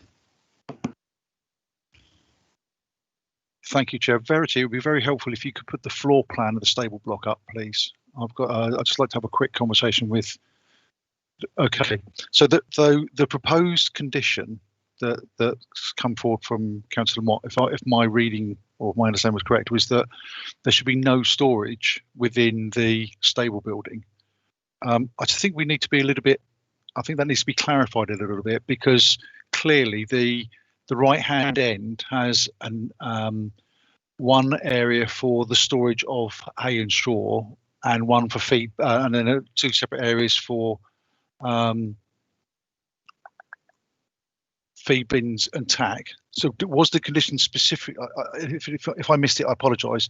Was the condition specifically no storage of any equipment relating to dog training, or was it just no storage? It was dog training. Okay, It was my apologies. specifically, that was about as much as I did get written down. It was specifically for dog training equipment. If I can clarify, please, Chair. Yes, it was that the stables are only used for equine use, and yes, storage associated with that, but certainly not for storage of general equipment, paraphernalia, and certainly not for any of the dog equipment. Okay, my apologies, members. I just scribbled down no storage and then suddenly looked at the plans and thought, well, perhaps that's not right. So apologies for my interruption. Okay, Councillor Hipsey. Yes, thanks, Chair. I just wanted to back up Janet's comment about trees as being an attenuation factor. In my experience, a hedge or a line of mature trees, you'd probably knock off a couple of dBs, but not a great deal. However, as you probably noticed from the video clip, the one thing that trees do, especially if there's wind around, is increase the ambient noise, which can mask things like dog barking and so on. So I suppose in summary, I don't think trees are much of a factor in terms of attenuating this noise. Councillor Cheadle and Councillor Pearce. Thank you, Chair. I just wanted to say I'm minded to support this application given the conditions, which I think are appropriate. But I think the applicant should be made aware that we'll take a very dim view, and enforcement will certainly be active if any of those conditions are breached. Thank you. Councillor Pearce. Thank you, Chairman. I have some questions for officers actually in my debate, because when the original planning application came in, it was just for the stable block. Subsequently, there was a revised application which included this extra area of dog training land.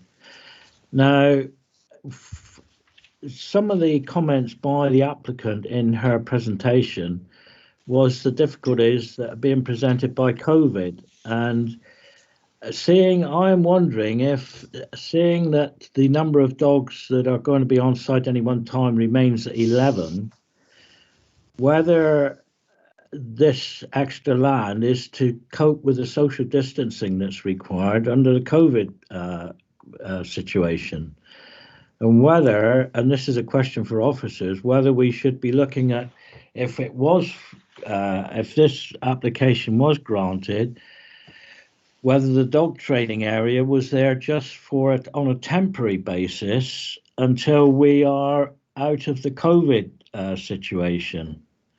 I know this is, putting a spanner in the works of, what's been presented so far, but I think we have to look at the bigger picture here. And I think, I'm wondering if the applicant's reason for, from what she said or alluded to in her presentation to us when she was speaking, was because of the social distancing aspect with the COVID situation.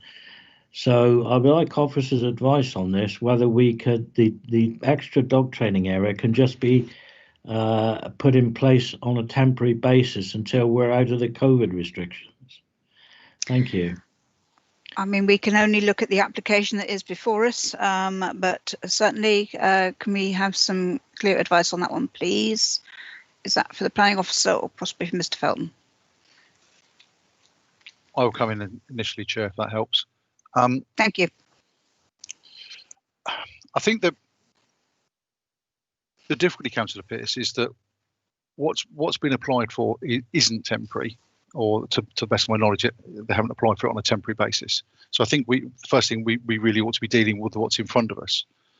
And I'm not quite clear what the reasoning would be for restricting it to temporary, because certainly from the officer recommendation, from the officer's perspective, this is acceptable on a permanent basis. So we wouldn't see that there was a justifiable planning reason to restrict it to a temporary basis. Right, helps. I was just taking into account the parish council's objections, both in the report and in their presentation. You know, if members were inclined or minded to go against the officer's recommendation, and seeing the original application was just for the stables, which, you know, in most cases wouldn't be a problem. You know, I'm just looking at it from a bigger picture. But I can help, Chair. Mr. Felton. I think, to be honest, how they manage their operations on that site in light of COVID is really an operational matter for the applicant. I think members, as Chair has said and Mr. Weimer has said, can only really decide the application that's before them and can't really go behind that or seek to impose a temporary permission or a temporary use. The reality of the situation is, like every other business that's affected by COVID, they will just have to adapt their existing working arrangements to take account of it. I really think that's more of an operational matter for them than a planning matter for this committee, Chair. Okay, thank you. Nobody else has come forward expressing a wish to debate, so I am naturally now going to take this to the vote. We have the recommendation, which is for conditional approval, together with the amendments to conditions 5 and I think it was 9, and the addition of the extra condition regarding storage of the stables not being used for storage of dog equipment. Have I got that last bit correct? Just making sure. Yes, I think I must have, because nobody's come back and said wrong. Yes, Jay, you have. Thank you. So I'm going to ask Mrs. Young if she would please take the vote. So each member, could you please confirm that you're present for the whole of the agenda item and vote for, against or abstain. Thank you. Thank you, Chair. Councillor Cheadle. I support the officer's recommendation. And can you confirm that you have heard, been... And I've heard all the presentation and the video. Thank you. Councillor Crozier. I support the recommendation, and I confirm that I've been present the whole time and saw the video. Thank you. Councillor Hipsey. I support the recommendation, and I've been here and heard all the evidence. Thank you. Thank you. Councillor Mott. Thank you. I can confirm that I've been present throughout the whole of the meeting and have seen the video, and I will object to the recommendation. Thank you. Councillor Moyes. Yes, I've heard all the representations and I will vote against. Thank you. Councillor Pearce. I can confirm I've been present throughout and have heard and seen the video, and I object to the officer's recommendation. Thank you. Councillor Ratcliffe. Yes, I have heard all of the agenda items and I support the officer's recommendations. Thank you. Councillor Enders.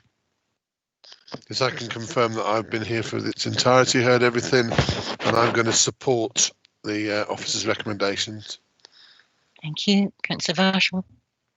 Present throughout and support the officer's recommendation. Thank you. Councillor Yelland. Present throughout and for. Thank you.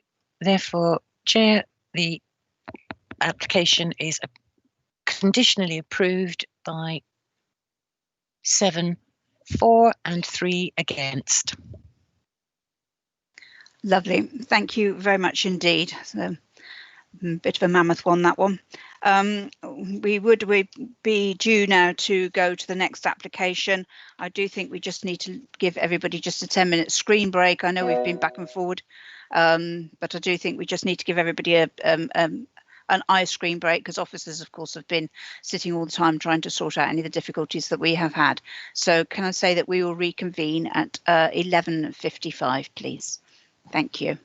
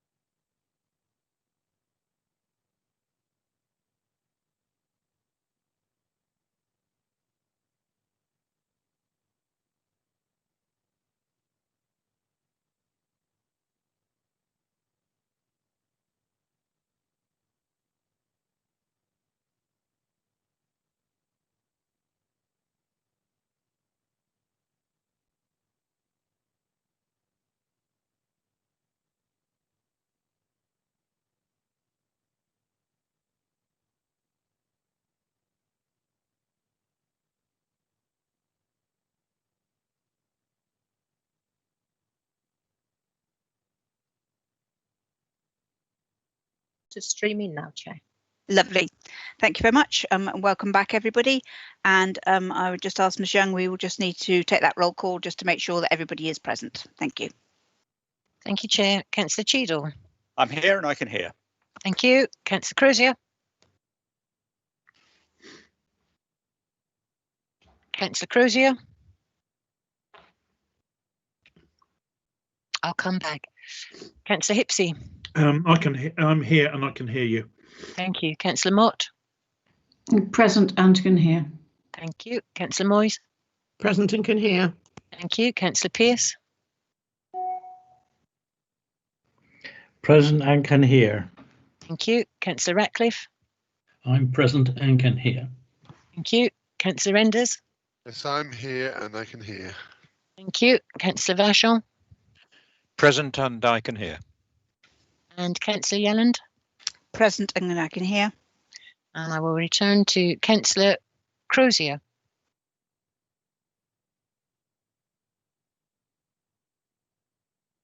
Could I ask Mr. Gardner to get in touch with Councillor Crozier, please?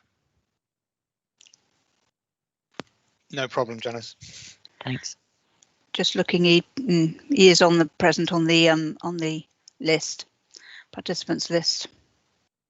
Okay, well, while we're just checking to make sure we can get him back online, I'm obviously not going to go through all the protocol again, but I am just going to remind members that please could you, when you're asking questions or taking part in debate, that please could you keep it short and relevant and on material planning matters.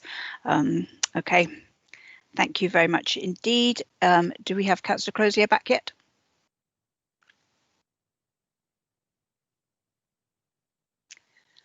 Presumably not.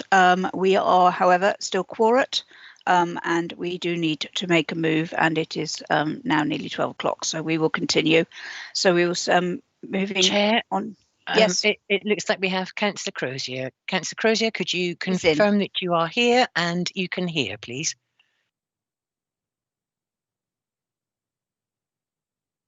If you could say that for me, that would be helpful.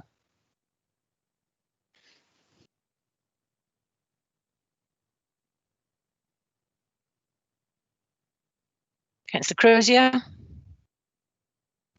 I think he must be on mute. Yeah. I'm here and I can hear. So Thank you very much. My mouse is misbehaving. Okay, thank you. Feed it some cheese. Yeah, lovely. Okay, we will move on to application 1846 20 HHO at 12 proper Matt.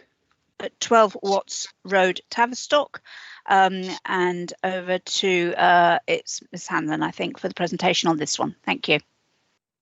Okay, before I start, can you confirm that you can see my PowerPoint presentation? So you've got the title slide up. Yes, we can. Thank you. And you can hear me okay, and my Yes. camera's working at the bottom. Okay, that's good. Lovely. Thank you. So this is a householder application in Tavistock. And it is recommended for refusal. So we'll just show you the site location plan for some context. It's in the well-established area of Watts Road, and you can see Watts Road running across the centre of the screen with the application in the centre. This is the aerial view, just to give you a bit of an idea of the feel of the area. With lots of trees, there's quite a lot of space between each of the houses, and the application site itself is a semi-detached dwelling. And this just shows you with a bit more clarity, the application itself is for a single-storey rear extension and for the widening of an existing access point onto Watts Road itself. This small area outlined in red just shows you where the extension will be going. Now, these are the plans as existing, and the applicants really helpfully submitted some 3D images just to help everyone visualise it a bit more easily. So this is the existing access onto Watts Road, and the existing rear courtyard here enclosed within a stone wall. And this is the proposed plan, just to show you the gate is to be widened and the gate itself to be replaced. The single-storey rear extension, and this just shows you the internal layout. So the extension will provide extra space for a kitchen and a lobby and a cupboard. These are the plans and the 3D elevations again. This shows you the proposed metal gate, and the extension itself is composed of two parts really. You've got this mono-pitch section and this additional flat roofed area to provide the lobby itself. And this just shows you the west elevation with the 3D image with the gate for a bit of context. The east elevation, this is just showing the relationship with the small boundary wall and the neighbouring yard here. These are some photos. So the extension will be in this section of the site with these gate piers widened and the new metal gate put here. This shows the principal architectural elevation.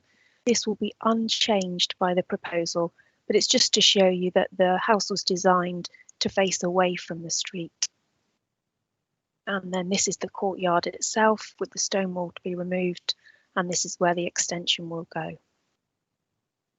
Now this is just a summary of the main policy considerations. While we do accept that there is scope for some extension of the building, because the site's located within the conservation area and the World Heritage Site, any application does need to conserve and enhance the character and appearance of that conservation area. Now, we don't feel that the design itself is very coherent and well related to the building, and we're also concerned that the replacement gate doesn't reflect the high status of the building.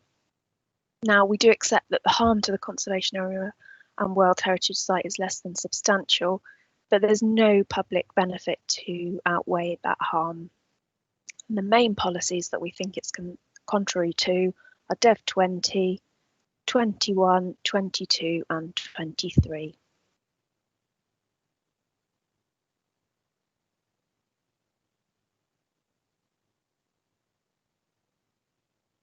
Thank you. Does that conclude your presentation? It does, yes, sorry. Lovely, thank you. Members, any questions for the officer? I'll start with 10.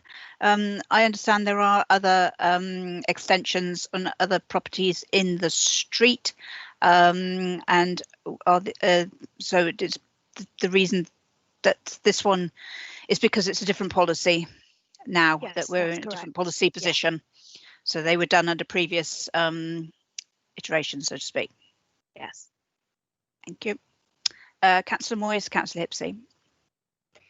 Yes, what are the gates on the other properties? I find it a bit strange that what looks like a wooden sort of farm gate is more in favour than a metal gate. So we do accept that the agricultural 5-bar gate that's there at the moment is not what we want for the site. But unfortunately, what's proposed doesn't offer any enhancement in comparison to that. I think our heritage officers described it more of a jail bar type design, and that's really the reason. The widening of the gate in principle is acceptable because we could put a condition that we would term a record and replicate, so everything is moved and restored sensitively, so that is not unacceptable in principle. But the gate itself is really where that element of the proposal can't be supported. Okay, thank you. Councillor Hipsey. Thanks, Chair. I have a very similar question about concerning the gate. I note that from your report, Bryony, I think the way I read it is that the current gate is not in keeping, nor is the proposed gate. So I wonder what we would advise in terms of what sort of gate should we be putting on there, and if that is the case, can we insist on that whatever type is proposed should be a condition? So we did have a long discussion with the applicant through the pre-app process, and we've given them advice, and we did ask for a lightweight metal gate. Unfortunately, it's the design itself. It's just too simple. We would want something a bit more in keeping with the high status of the building. So that's really what we were looking for. We did chat with the applicant during the life of this application and explain that there were some opportunities for revision, but they declined to take that up. So am I right in thinking that the preference would be something metal and more ornate? Is that a reasonable? Yes. Yeah. Yes. Okay. Thank you. Councillor Moyes.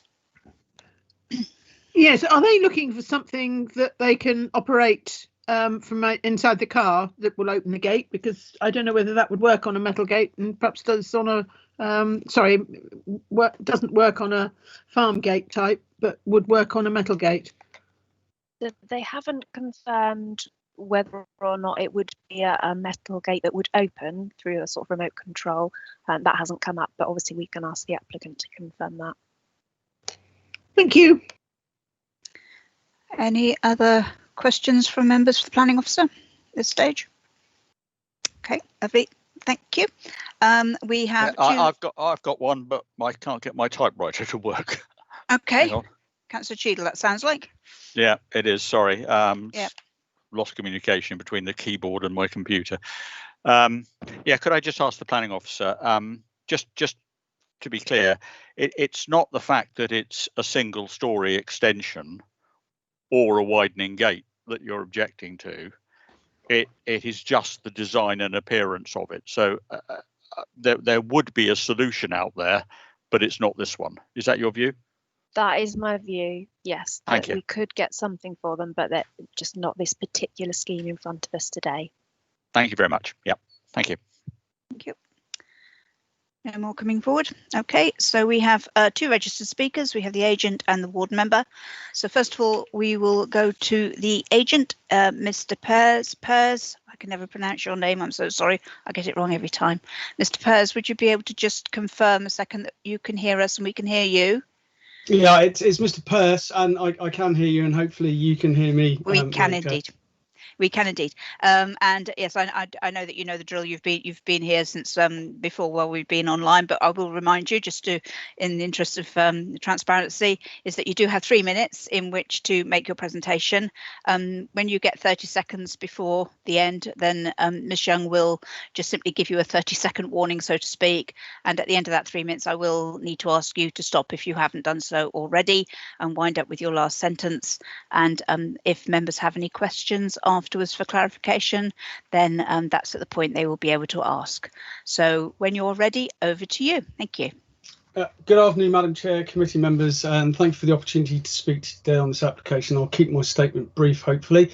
Having read the committee report and heard Bryony's presentation, it appears there are two main areas of concern. The first is it's not the widening of the access, which I thought it was. It's actually the gate. The widening of the access in principle is acceptable. And I'll come to the gate later. And the second is the flat roofed element of the extension. It is noted in the committee report that the scheme will have a less than substantial harm on the conservation area and World Heritage Site. I would suggest there's no harm arises from the flat roofed element. And in terms of the extension, the committee report importantly confirms that, and I quote, the main body of the extension is largely acceptable. So the bit that we're talking about is actually the flat roofed element, which is not seen in the public realm or only glimpsed in the public realm.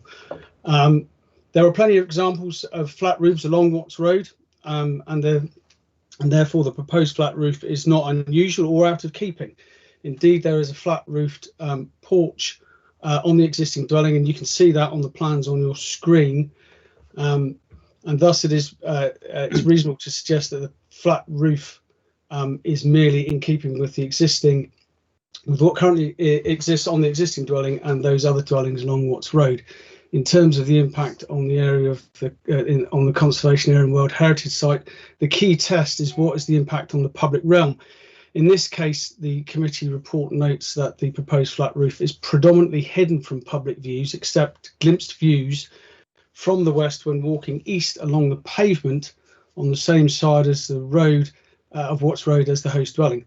The point is extremely limited, and therefore it is considered that the flat roof will not have an adverse impact on the character and appearance of this part of the conservation area or World Heritage Site. In terms of the widening of the access, obviously Brian has confirmed that this isn't a problem. In terms of the gate, it's a simple lightweight metal gate has been suggested. It's been acknowledged that the rear, i.e. the north elevations, are the subservient elevations, and therefore a simple less ornate gate in this respect is considered appropriate. Again, there are many other similar gates metal gates along this part of Watts Road.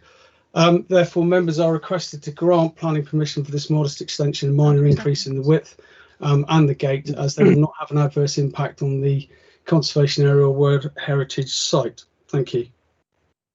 Thank you very much indeed. Councillor Hipsey does have a question. Over to you, Councillor Hipsey. Thanks, Mr. Pearce. Just a question really about light. As you said, it's a modest extension. It sort of tucks in behind that wall. But is it likely to obscure light from the adjoining building? Looking at the map, I suppose it would only be a factor in the summer during the evening. But and also know that I can't see a letter of objection from the neighbouring property. Has that been considered, I suppose, is my question. Thank you, Councillor Hipsey.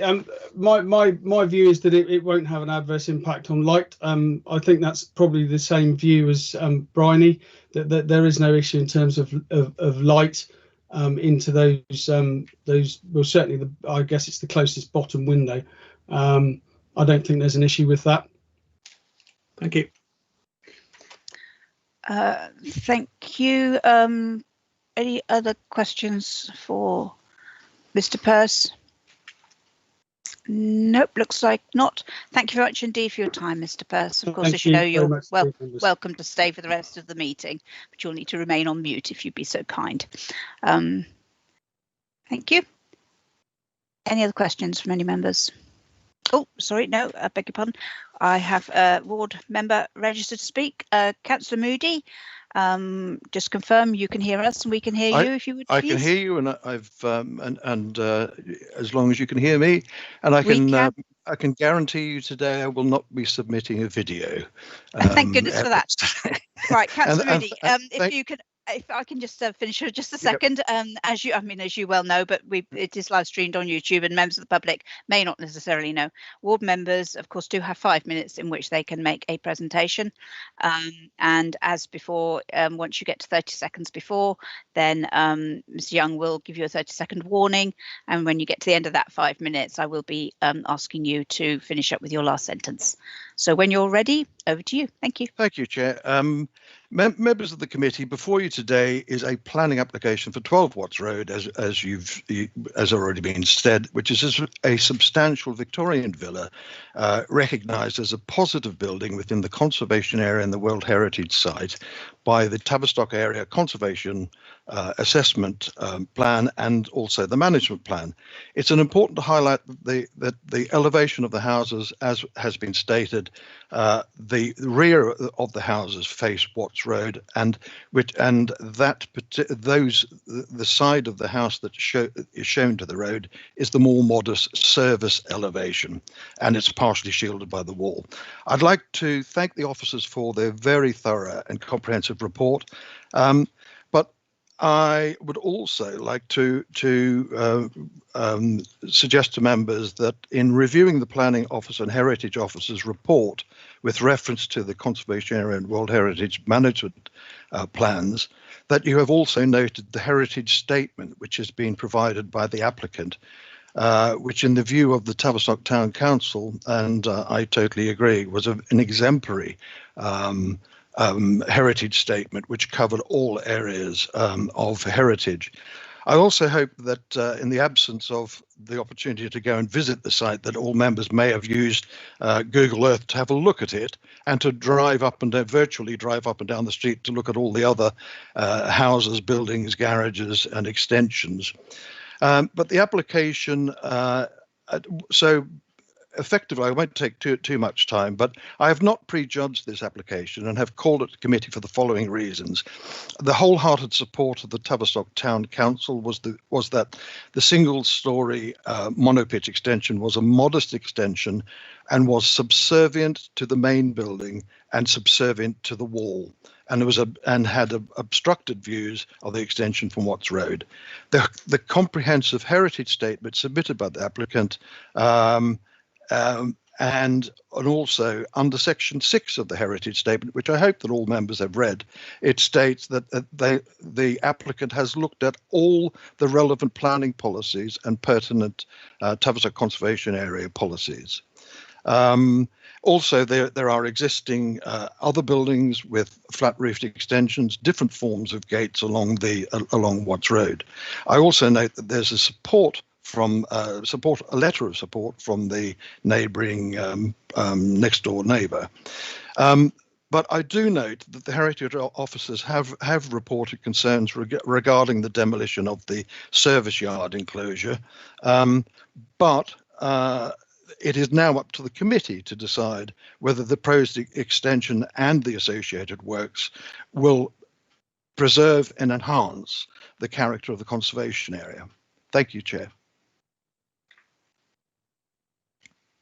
Thank you very much, Councillor Moody. Anybody have any questions for Councillor Moody at all? No, looks like you're getting away with an early bath, Councillor Moody. Thank you, Chair. Okay, as before, of course, you're very welcome to stay in the meeting until we get to the end of the agenda item. Any other members have any other questions for the planning officer? No, okie dokie.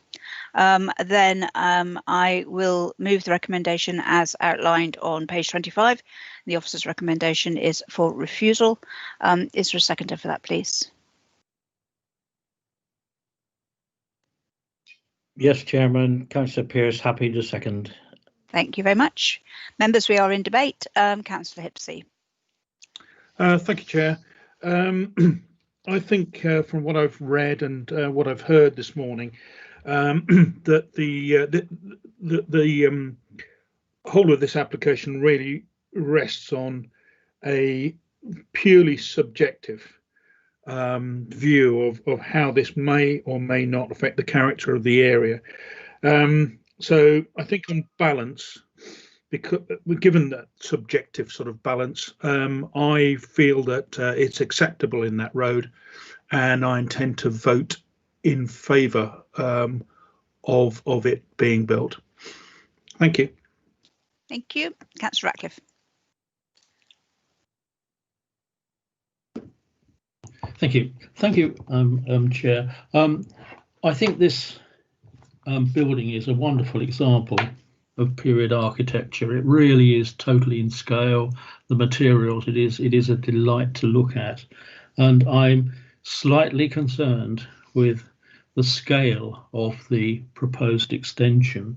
I think particularly the windows and the doors going into it, and the gates are probably not as an important element as these. I think a cat-slope or monopitch roof in there doesn't bear any relationship to the entrance porch and what is there.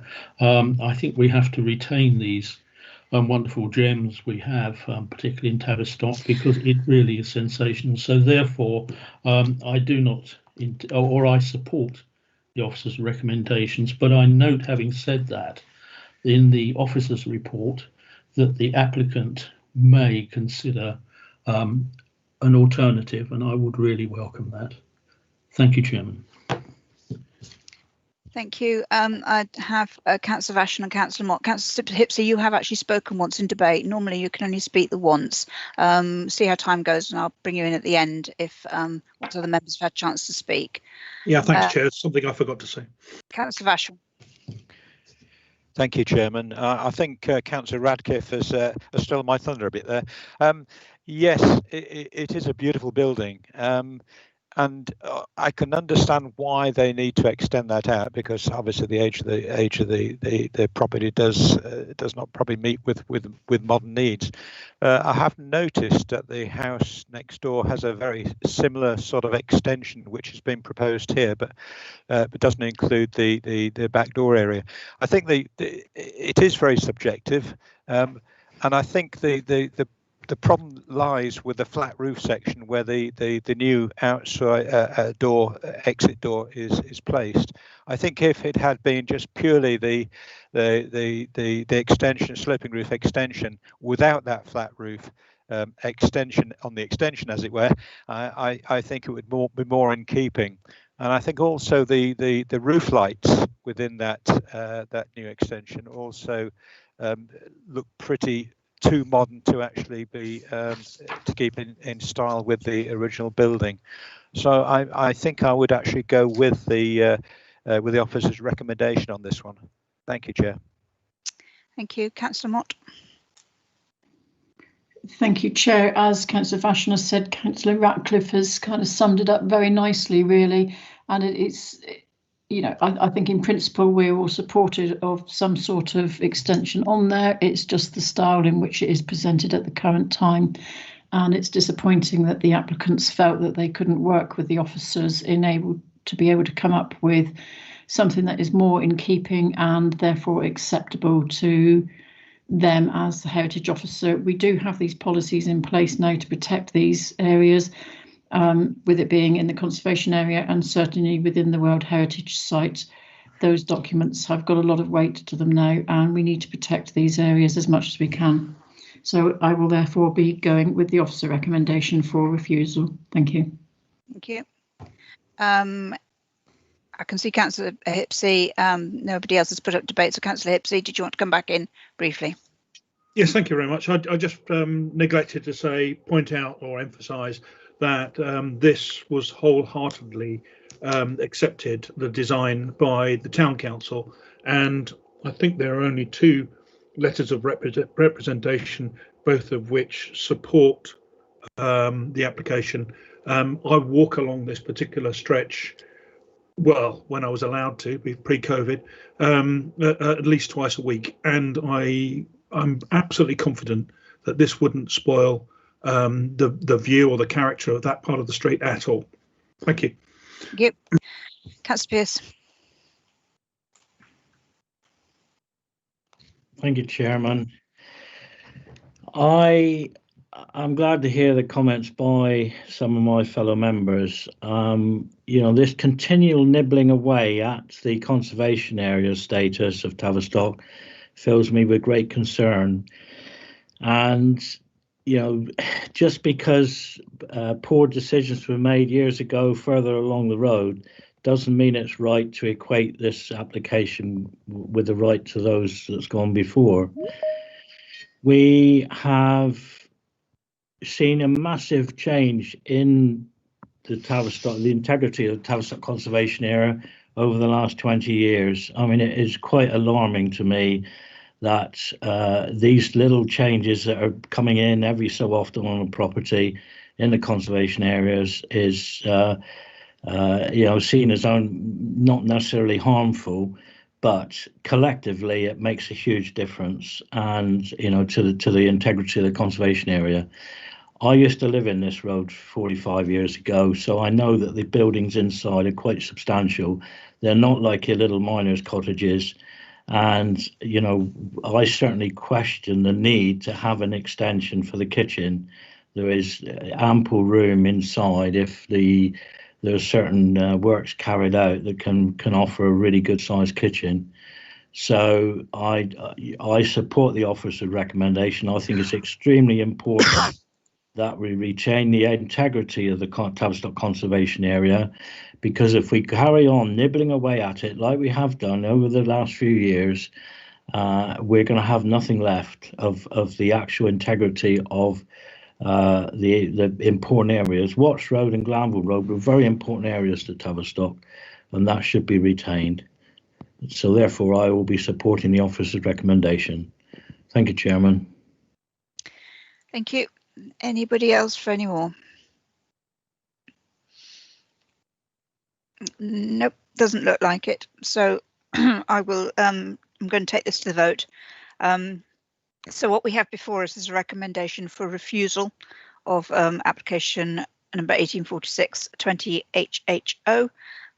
So again, every member will be asked to confirm they were present and take their vote, whether it's for, against, or an abstention. Over to you, Ms. Young, please. Thank you, Chair. Councillor Cheadle. I was here, heard all the debate, and I support the officer's recommendation. Thank you. Councillor Crozier. I was here, heard all the debate, and I support the officer's recommendation. Thank you. Councillor Hipsey. I was here and I've heard all the debate and I vote against the officer's recommendation. Thank you. Councillor Mott. I was present throughout and I am supporting the officer recommendation. Thank you. Councillor Moyes. I heard all the debate and will support the officer recommendation. Thank you. Councillor Pearce. I was present for the whole of the presentation and debate, and I support the officer's recommendation. Thank you. Councillor Ratcliffe. Yes, I've been present throughout the debate, and I support the officer's recommendation for refusal. Thank you. Councillor Enders. Yes, I can confirm I was here for the duration and heard everything, and I'm going to support the officer's recommendation on this one. Thank you. Councillor Vachon. Yes, here throughout the presentation and support the officer recommendation. Thank you. Councillor Yelland. Here throughout, heard everything, and vote for the officer's recommendation. Thank you. Chair, I can confirm that that application has been refused 9-1. Lovely. Thank you very much indeed. Thank you. Okay, we move on now to agenda item 6, which is the housing land supply position statement found on pages 33 to 170 of your agenda. I believe we have somebody from the Joint Local Plan team, Joanna Lee, who will be presenting this. Yes, thank you, Chair. Thank you. Thank you. I'd like to provide an update for information. We're pleased to report to members that the 2020 Housing Position Statement has been published. As the report sets out, there is now a 6.1 year land supply, and that compares to 6.4 years previously.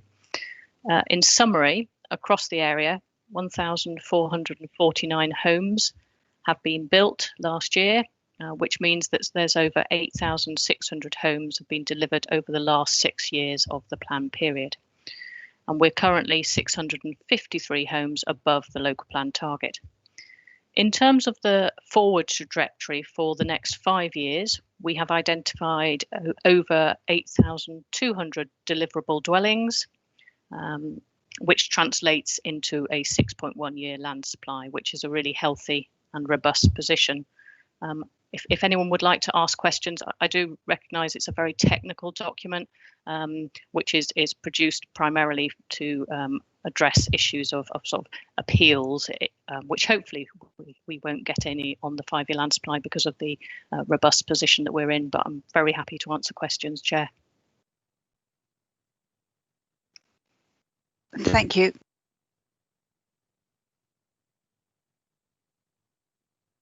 You're muted, Chair. Thought I'd unmuted it. Sorry about that. I can see Councillor Cheadle has a question, but I'm just going to bring Mr. Wyman first, please.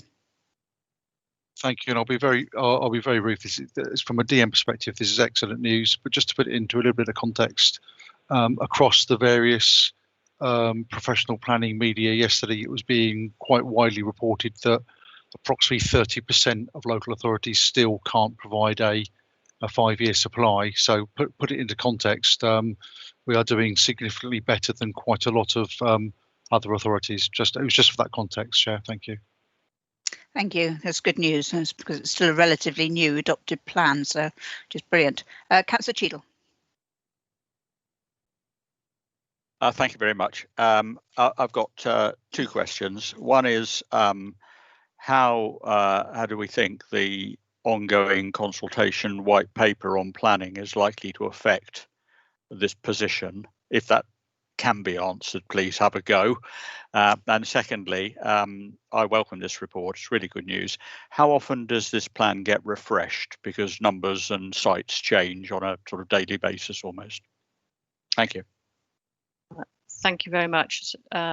In terms of the second question first, because it's the easier one to answer, Councillor Cheadle, we review the position every year. There's a new housing position statement, and the monitoring is key to, as you say, understanding what the position is on all the sites and where we are. So there'll be a housing position statement and a 5-year land supply report every year. This year it's been slightly delayed due to COVID, so it's been reported in December.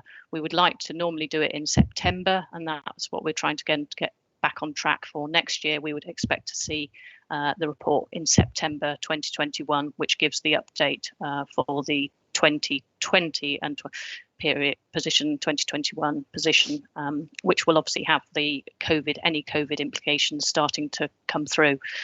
On your first question, the white paper, as you know, has significant implications. The joint local plan team made representations on the behalf of both councils and all the councils, very strong comments against it. The government are considering the comments. There were 44,000 comments made across the diverse range of proposals that they had set out. Interesting to note that one of the proposals was to remove the 5-year land supply test and get rid of that. I think they were going to keep the housing delivery test but remove the sort of requirement for a 5-year land supply. So that will be interesting to see whether that does come through, and obviously that will have implications. The government have set out a couple of issues already that they're going to be dealing with. So there's been a consultation issued on the Class E to residential permitted development rights, which we're currently in the process of commenting on. And that will have big implications for the plan. There's also the standard method has been issued, and that's gone back to what it was, using the 2014 household projections with an additional uplift for the big cities, and Plymouth is included in that. The really good news there, though, is that because we've got an up-to-date and adopted local plan, is we don't have to worry about the new standard method and those housing figures, because we're not reviewing the plan. When we do come to review the plan, we'll need to use whatever standard method is in place at that time. And I think it is worth not getting too hung up on those figures, because the government have changed the standard method 3 times in the last 3 years. So I would very much expect that there will be further change, not only to the standard method, and that's part of the white paper as well, but also to a variety of white paper issues that will have huge implications for the joint local plan. And we're going to be starting to involve members in sort of early discussions about what the issues are and what might be happening over the next year or so as we move through to looking forward to the review, which we have to do by 2024. I hope that answers your question, Councillor. Thank you very much. Just one quick supplementary. I mean, have we got a timetable, or has the government issued a timetable for when it's going to respond to the responses? Not that I've seen, but I think they are expecting to sort of drip feed some information over the next 6 months. I think they were trying to have everything in place for the end of this Parliament, weren't they? Which meant that they did need to get legislation going by the summer. I think events have overtaken them slightly, and they've had far more responses than they thought. But we should be starting to see a bit more clarity about the proposals by the sort of summer, autumn, I would expect, and we'll certainly keep you updated as we go through that timetable to give you a bit of better indication. Thanks very much. Thank you. Thank you. I've got Councillors Vachon, Moyes and Crozier. So Councillor Vachon, please. Thank you, Chairman. Yes, I'm glad somebody said this was a highly technical document, because I did actually start reading this, and and it took several attempts to get through it. I think Sir Humphrey Appleby would be very proud to have written this. But it's a good document. It's a good document. There's only one question I really had, which was in Appendix 8, which referred to garden developments and their exclusion. I was just wondering why garden developments were excluded from the numbers. Thank you. Yeah, there's been a change in the definition of previously developed land. It used to include gardens and it no longer does. So we have to take those out of the definition. So that's why they're not included. Okay, thank you. But it just seems that we seem to get a lot of developments within gardens nowadays. New properties going up in back gardens. I was just a wee bit surprised there, but I can understand the answer. Thank you. It would, of course, that those developments that do come up would, of course, show up in sort of windfalls, so they would turn up in the figures. They just wouldn't be classified in the same way. So they're not lost. And I mean, you've probably seen that we do get a lot of windfall sites coming forward in South Hams, West Devon area, particularly, and also Plymouth to a certain extent. So, you know, that is a big factor in the number of dwellings that contributes to the sort of quite robust supply. And the authority monitoring report is going to be produced in February, and there'll be more detail provided on that and the greenfield brownfield split. So that you might be interested to have a look at that when we publish that in I think it's going to be around the 25th of February when we're having the Partnership Board AGM, to which we're inviting all members, and if any members have any questions, that would be quite a good opportunity to look at that, and we can take those in more detail then. Thank you, Joe. That would be very useful. Thank you, Chairman. Thank you. Councillor Moyes. Yes, I don't understand the 5-year planning supply. As we have our own planning committee in West Devon, I think you're saying that the supply covers the whole of your plan. And I just sort of can't quite get my head around why it isn't split into areas. So because it's a joint local plan, the 5-year land supply covers the whole of the plan area. So it can be, while it can be reported, we can report the different figures at different local authority levels, Plymouth, South Hams, West Devon. The test for the 5-year land supply is at the whole plan area, and that was agreed through the plan making process and at the examination in public, and that's been the case since it was adopted. Thank you. Councillor Crozier. Thank you, Chairman. I travelled a lot before COVID-19, the previous 6 months, around the whole West Country, from Truro to Cheltenham and around, and I had my eyes open to the number of large new housing developments that are taking place in the West Country. Our whole country is changing, and Tavistock in particular is just on the cusp of a development of 1,100 houses which have got permission at the moment. What worries me is that the infrastructure, we might be having a lot of houses, but the infrastructure is not keeping up to date with all the houses.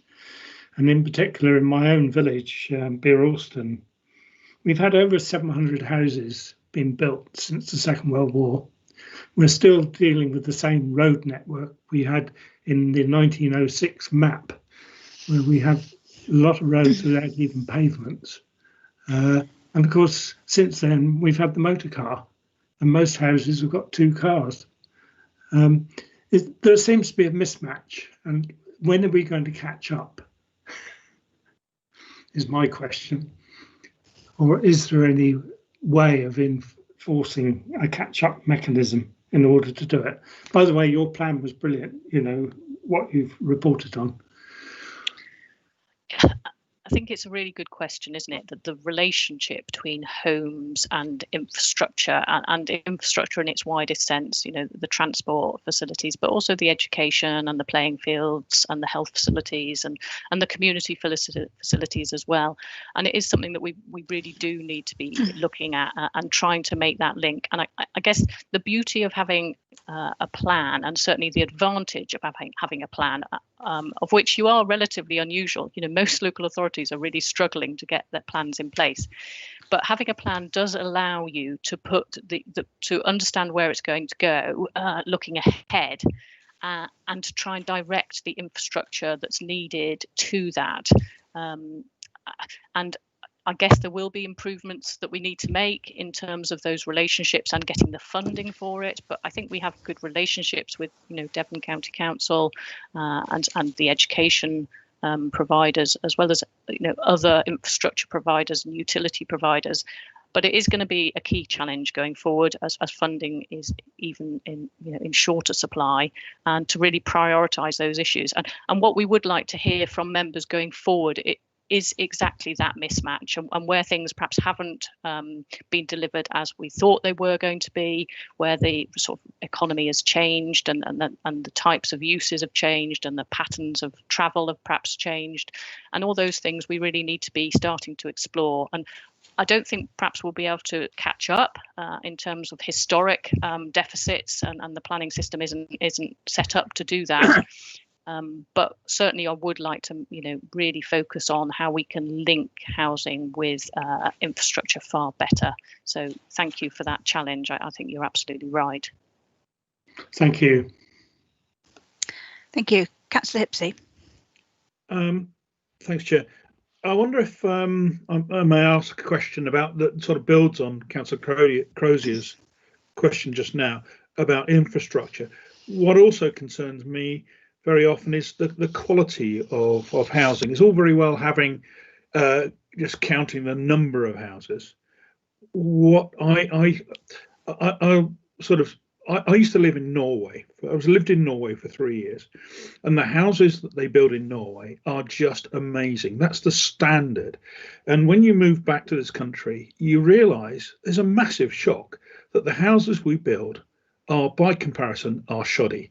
The other thing that the Scandinavians seem to be able to do is to build in green facilities, solar heating. They use a lot of ground source, air source heat pumps, even water source heat pumps. That seems to be totally lacking from almost all the developments that we are putting up at the moment. I wonder what your views are in terms of how we can improve on that, please. Joe, do you want me to take that one? Yeah, do you want to have a go, and I can add anything afterwards? Thanks, Pat. Councillor Hipsey, I think that's a very fair question. The fundamental difficulty, and I'm sure Councillor Pearce might, if I was in the room, might throw something at me at this point. I think the fundamental difference is that we've almost got a two-tier system. We've got the planning system that grants planning consent, and then you've got building regulations that sets out the standards that the buildings need to be built to, and that includes things like energy efficiency and insulation, etc. Now, the first step, I think, is the fact that we now have got a plan, and that plan, particularly through policy DBS 32, does set the bar higher in terms of energy efficiency of buildings. But my personal view is that the only way this is going to get resolved is if there's a fundamental shift in building control and building regulations that forces all properties to get to a higher level. I think the plan making system can only really at the moment tinker around the edges, and it needs a fundamental look at from the building regs. And I know that the Building Control Partnership have lobbied central government to look at this and take it forward. Joe, happy for you to pick up anything I've missed. Yeah, I guess it might be worth mentioning the Building Beautiful and the whole commission and the white paper challenge to us all in terms of the sort of beauty agenda. I mean, whether that translates through, as Patrick says, to actually change on the ground in terms of building regs and what we can really do. I guess the starting point and the plan does try to build in under Dev 32 those ambitions and trying to be more ambitious, and I guess the climate emergency opportunity there to sort of take that further, and the use of the SPD to really sort of enforce those kind of requirements. But I agree with Pat entirely. It's got to be at a much higher level. Thank you very much for that. Yeah. Thank you. Councillor Pearce. Thank you, Chairman. Hi, Joe, and thank you, Pat, for the last comment about building control contacting the ministers. I mean, I have been appalled at the time that I was chair of building control that how supportive of the big developers central government was at the expense of the quality and design of houses that are being approved by the planning authorities. It really has been a big problem. We have got substantial changes and tightening up of building regulations coming forward over the next 2 years, and it is going to make a big difference. You know, but as long as we enforce them and government accept that, you know, developers are not keeping to what they should be doing. One problem we had a few years ago was that we had a change in building regulations, and the government said they announced it was happening and gave 12 months notice. And we had so many initial notices come in from developers saying what they were going to be putting on blocks of land, that in some cases when they were building these houses out, some 6-7 years later, they were building to the old building regs because the initial notices came in on that land. And it really is a battle of wits, and no government has been able to bring forward the proper standards of quality and design that is required by residents and planning authorities. And it horrifies me that, you know, we have young people taking out huge mortgages, in some cases buying properties that may not last until the mortgages are paid off. And it really is quite frightening when you drill down into what's going on. But anyway, you know, that is the situation. So, you know, Pat knows, and I'm sure Joe knows the situation that building, you know, control has been in. And, you know, although we do see times when building control have not done the job that they should have done, I'm very proud of what we do down here in the West Country and Devon Building Control, and also Plymouth. And, you know, we are recognised as the industry leaders in our area. Thank you, Chair. Thank you. Councillor Ratcliffe.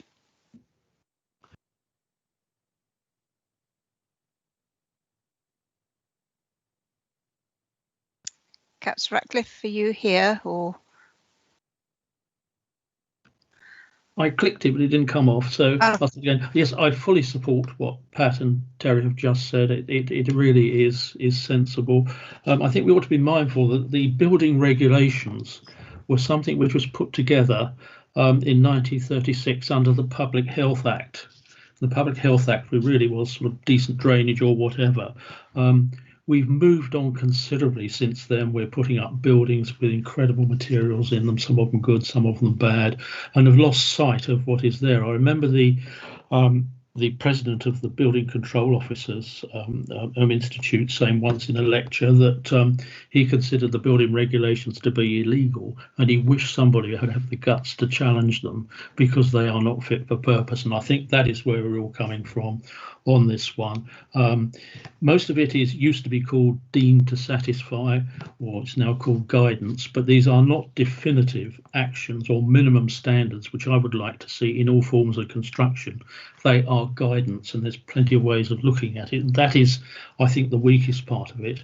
And I think also the introduction of approved inspectors has caused enormous problems. And I think we've reached the stage where our MPs ought to consider legislation to monitor the service they're offering, because we see it all the times. I mean, I'm sure Terry does with his, and I'm sure Pat does with all these estates being built, and they really are quite a disgrace. So those are my thoughts. But the comfort is today I was quite delighted that we referred to in one of the applications today, we referred to design, and we debated design and good design, and that's what we should be doing. We're here to look at planning applications, and I think we should look at them in that way. That really was encouraging to me. Thank you, Chair. Thank you. Mr. Weimer, you wanted to come in? Yeah, it's very quickly, just thinking about what I said, just in case there was any misunderstandings.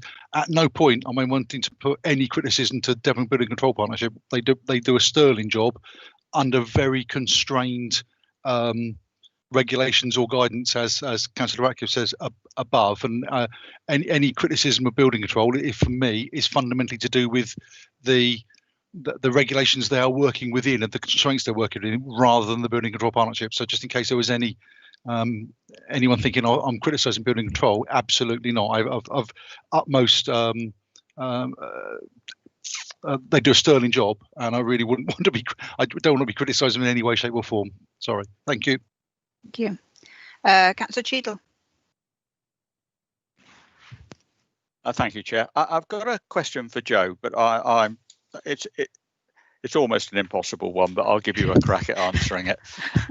Just going back to the discussion we had about the linkage between housing and infrastructure.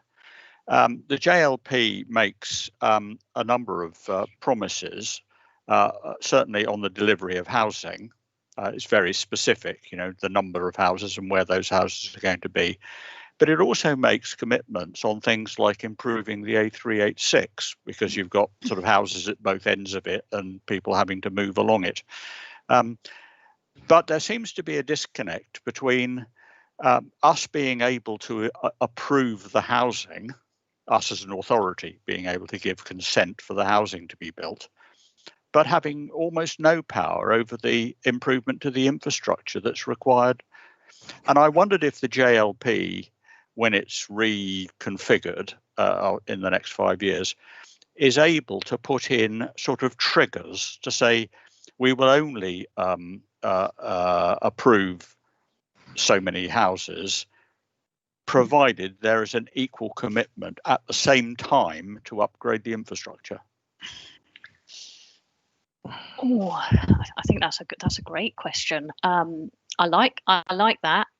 Those kind of things and trigger mechanisms have been tried in some places, particularly sort of linking employment coming forward with housing, and whether you could. The question and the difficulty is that, as you say, although we can grant permission, we don't deliver the homes and the infrastructure, and the control and power we have over the infrastructure is far, far less than over the homes. As you rightly said, you can consent them, and you could perhaps look at a trigger mechanism in the relationships that are coming forward. It's quite a difficult thing to uphold through the courts. If there's a challenge, it needs a lot of robust evidence and a lot of resourcing. But I think in some cases it can work. Certainly if there are clear relationships in terms of highways, and they do have the ability to recommend we don't approve things where there's a big capacity problem or a highway safety problem, so that effectively the real triggers are already there in some respect. It's difficult to do, but I think, yeah, certainly we shouldn't rule anything out. I mean, whether the white paper and the whole new proposals for zoning will allow us to get into that much detail, I think that's the danger with some of the proposals that are coming forward for a new local planning system. It's all about deregulation. The government seems to be just taking away control from local authorities and the plan making system. So it might make it much more difficult to look ahead and try and make those linkages effectively. But certainly something we should be looking at. And I welcome your ideas on that. Look forward to discussing that more with you over the next few years, and whether we can put those kind of things in place. Well, it's a matter of whose authority. I mean, as you say, we can authorise the houses to be built, although we don't actually build them ourselves, I know, but developers are keen to build houses usually. But we have no grip on the infrastructure. It's not our responsibility. So if Devon County Council or Highways or whoever it is said, no, we haven't got any money for the road, just build the houses, there's nothing we can do. Okay, thank you, Mr. Weimer. Sorry to be negative about that. Well, I think you're saying really what a lot of us have the frustration, which is for a lot of members. I think whether they sit in the planning committee or not, it's a huge frustration that highways say good to go, and it's difficult to challenge that on its own. Mr. Weimer. I think, and that's exactly the point I was going to make. In many cases, and whilst I appreciate this isn't in West Devon, it is very much part of the plan. The Woolwell application is a case in point, in that one of the key arguments, I think, when the application is going to be determined, is going to be how many houses will we let them build and be occupied before the improvements from Woolworth to the George have taken place. So on that particular application, there is very much going to be a restriction that they will not be allowed to occupy more than X number before that road improvement takes place.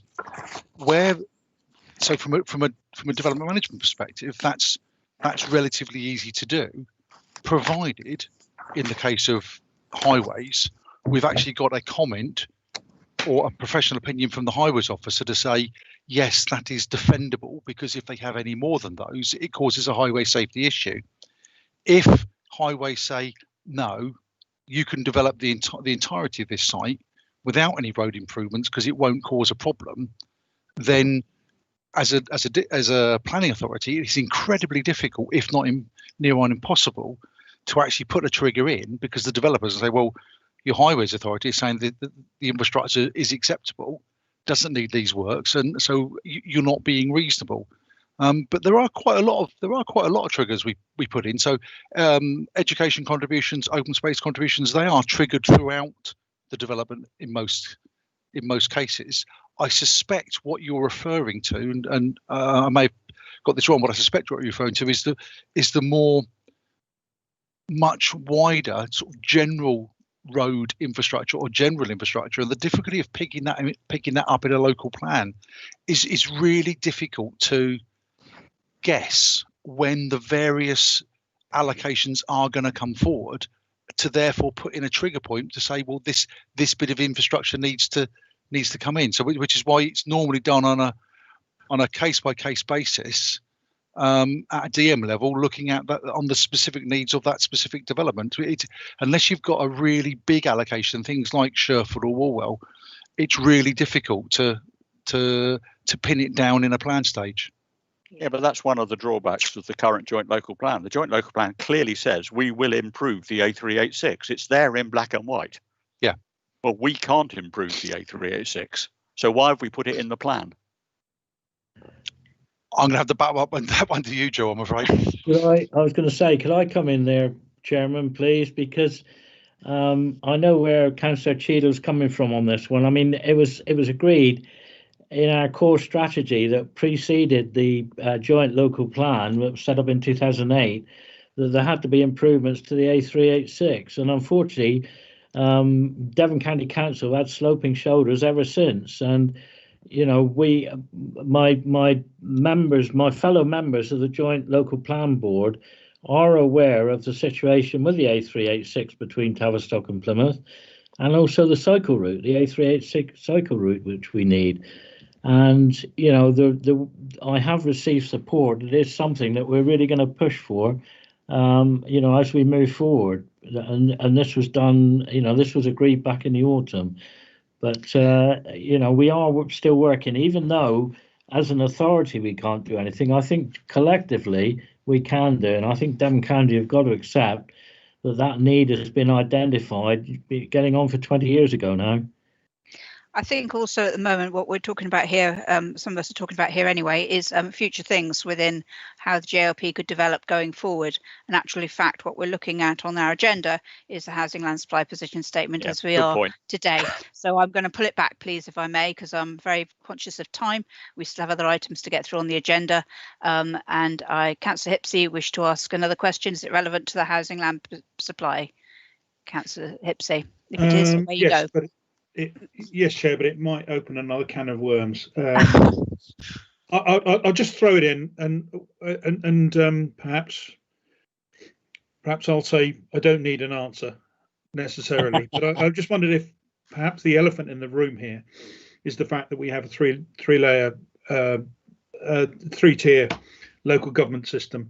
And you know, I've heard a lot of speakers this afternoon. It is this afternoon, isn't it? Yeah. Speak of difficulties with county council highways and so on and so forth. I just wonder if life would be so much easier if we didn't have those artificial boundaries. I'll leave it at that and don't necessarily need an answer. Thank you very much. No, I think that's a few weeks debate, I think, on that one. Okay, thank you. So Ms. Leake, thank you very much indeed for your presentation and for a comprehensive statement actually, and please do pass our thanks on to the JLP team for all their work on this. It's brilliant. Thank you. Thank you very much. Thank you. Okay, so we'll move on to item 7, which is the planning appeals update. Mr. Wyman, please. Thank you, Chair. Are you happy if I just run through these without sharing the screen, or would you rather have them up on your screen in front of you? Unless there's been any additions to the agenda, we have got the agenda in front of us, so it's easier just to take them forward, I think, as you are. No, there's no additions. Okay, well, the first one is the only one that's been lodged and not decision, so that's been lodged. No doubt we'll get a decision in due course. So the first appeal decisions was a Highfield Garage Sprayton, which was dismissed. It was for approximately 1,000 square metres of light industrial, a further workshop for the existing use there. The inspector considered that the building itself, the proposed building, would be harmful to its surroundings, both in terms of landscape and impact on setting of a listed building, and didn't consider that harm was outweighed by the benefit of the additional unit. It's an interesting decision, but that's the second one, which I think we've had a brief conversation at the end of one of the committees, was the A30 applicant, the A30 sort of farm shop stroke services shop application, where, if you recall, the appeal was allowed. It was then judicially reviewed, and it's been reconsidered by the inspectorate and is now being dismissed. Essentially, the policy reason for not supporting, the inspector's reasoning was that the policy reason for not supporting new development in isolated countryside locations is that in itself would be unsustainable. And the inspector's judgment would be that it therefore wasn't sustainable development and was not in a suitable location. It's quite a lengthy decision, and I would certainly suggest members do read this one, because it's quite an interesting way the decision flow, the inspector's logic flows through the decision. It's quite a in my opinion, a well-worded decision. We do have a undetermined application on that site for effectively similar development. We are awaiting instructions from the applicant on how they want to pursue it. They're looking at they're going to be going through the inspector's decision, and I suspect they'll either come to us asking for us to determine the application, or they'll withdraw it. But we're giving them a little bit of time just to go through the inspector's decision to see what they want to do. The next one at North Taunton, the removal of a wall to create a parking space. That was a relatively straightforward decision for the inspector. I think they considered that the loss of the substantial bit of the wall would significantly diminish the contribution it gives to the cohesion of the street scene, and therefore did cause harm to the character and appearance of the conservation area. And I think Councillor Pearce's point he made earlier, this is one of those ones where it would contribute a sort of a nibbling away of character, and I think it's a really good decision from the inspector on this one. The outline application at Town Living was that the inspector considered the proposal would result in a significant and permanent change to the setting of a listed building and the conservation area, and the provision of 2 dwellings wouldn't provide public benefits to outweigh the harm, so that was refused. We did, however, have a costs application that was partially allowed, and it was allowed on the basis that when we have appeals lodged, we have to provide suggested conditions for the inspector to consider in cases where they are going to allow the appeal. And in 2 of our suggested conditions, we referred to plans that were originally submitted and had been superseded. So it's clearly an error that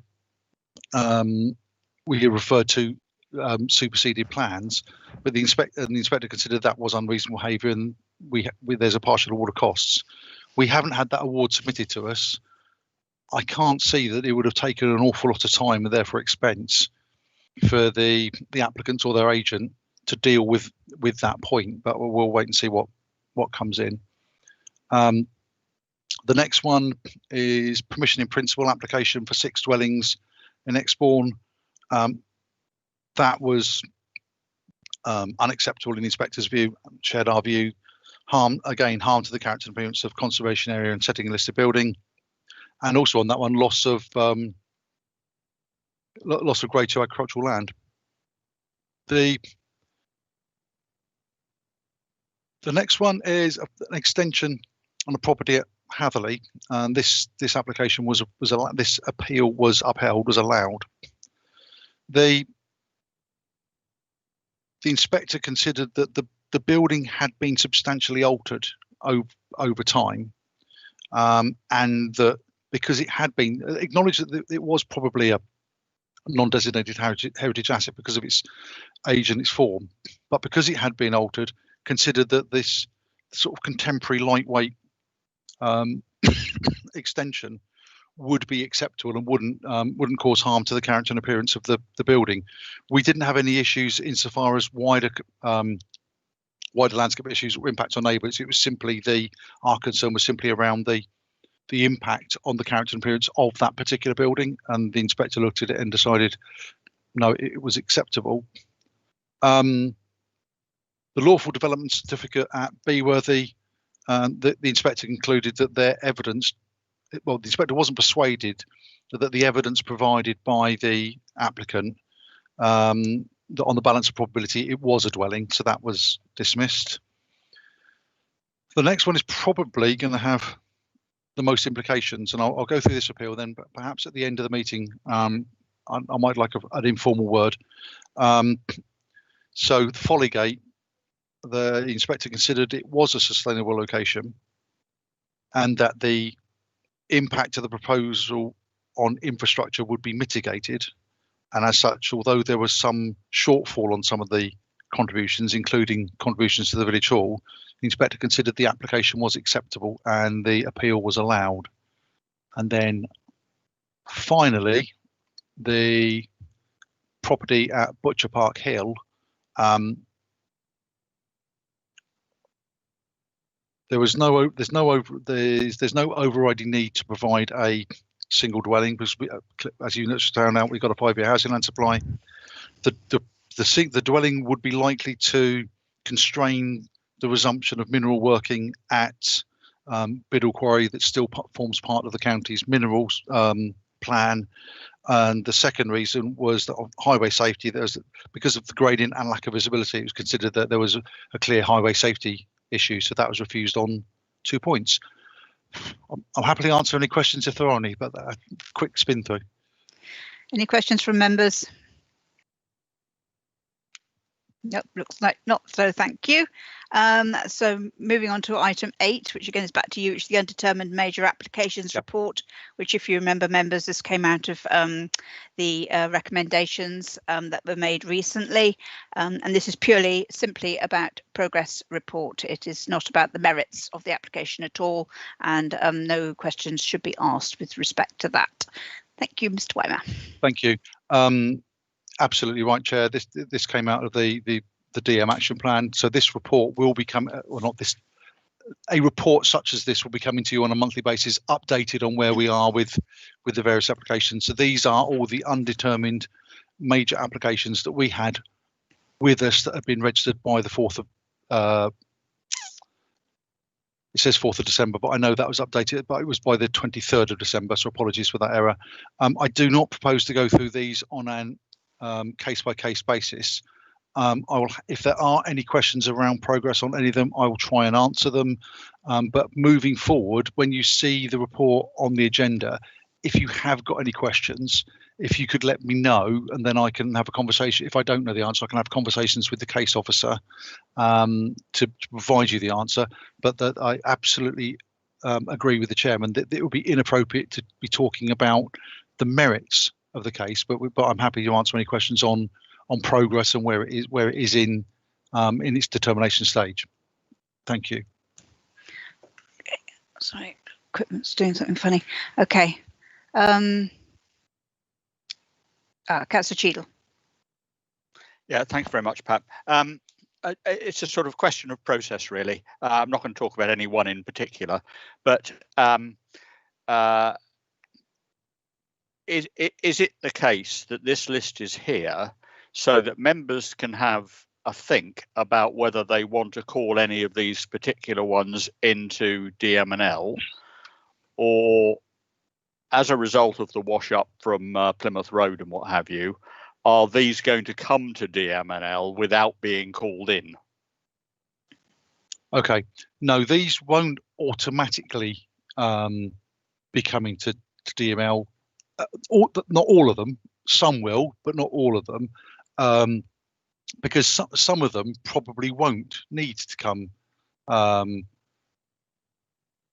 to committee, depending on what they are. So things like, I'll just focus on the top one, where it's a variation of an existing consent, depending what that variation is, because it could be incredibly minor, then I wouldn't necessarily expect that to come to committee. If the variation was more than just minor and there are lots of concerns, it's very contentious, it may well do, but it's certainly not a case of everything on here will automatically come to committee. The reason for it is there was a lot of concern from members, sort of wider membership, that they weren't aware of where we were with major applications within the borough, and this is the reason for the report.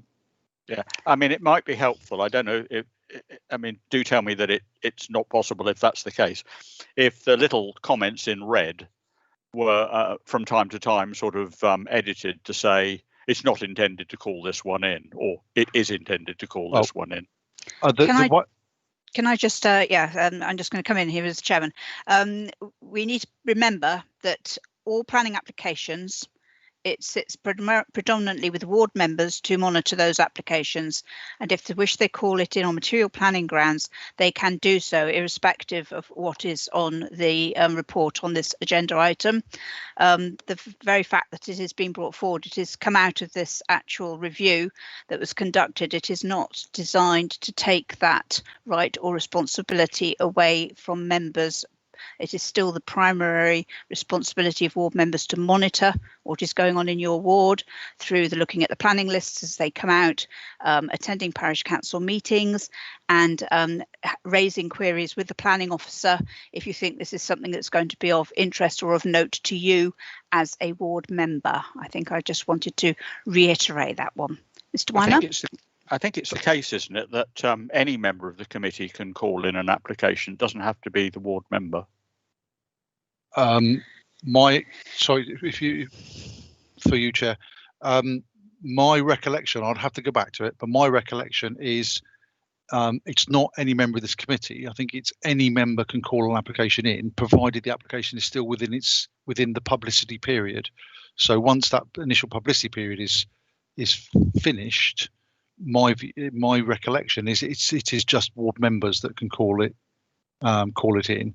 What I can do, councillor, is ones where I am fully aware that we will be bringing it to committee in any event, then I can see if we can make the comments clear. So for argument's sake, land south of Plymouth Road, I know that's going to be going to committee, so perhaps we can just mention that. If we can just put the ones that I know that I'm going to be bringing to committee in any event, we can just say will be brought to committee. Yeah, because we know what we're trying to avoid. We're trying to avoid a big one slipping through without the committee noticing it. I understand that, but I'm afraid I'm going to back to you the same. I think similar answer to Councillor Yelland. equally, it's the responsibility of the ward members to make sure that doesn't happen. We're just trying to give you more, put more information out there, almost as sort of reminders in different places, not just relying on the list. Okay, accepted. Councillor Ratcliffe. Going to it, right. Thank you, Chair. And it is a question for Mr. Wymer, and I don't expect him to answer it fully now, but perhaps he can contact me later on. But I'm inquiring as to the current status of an application. In fact, it's 291519 FUL, which is the woolen mill site in North Taunton.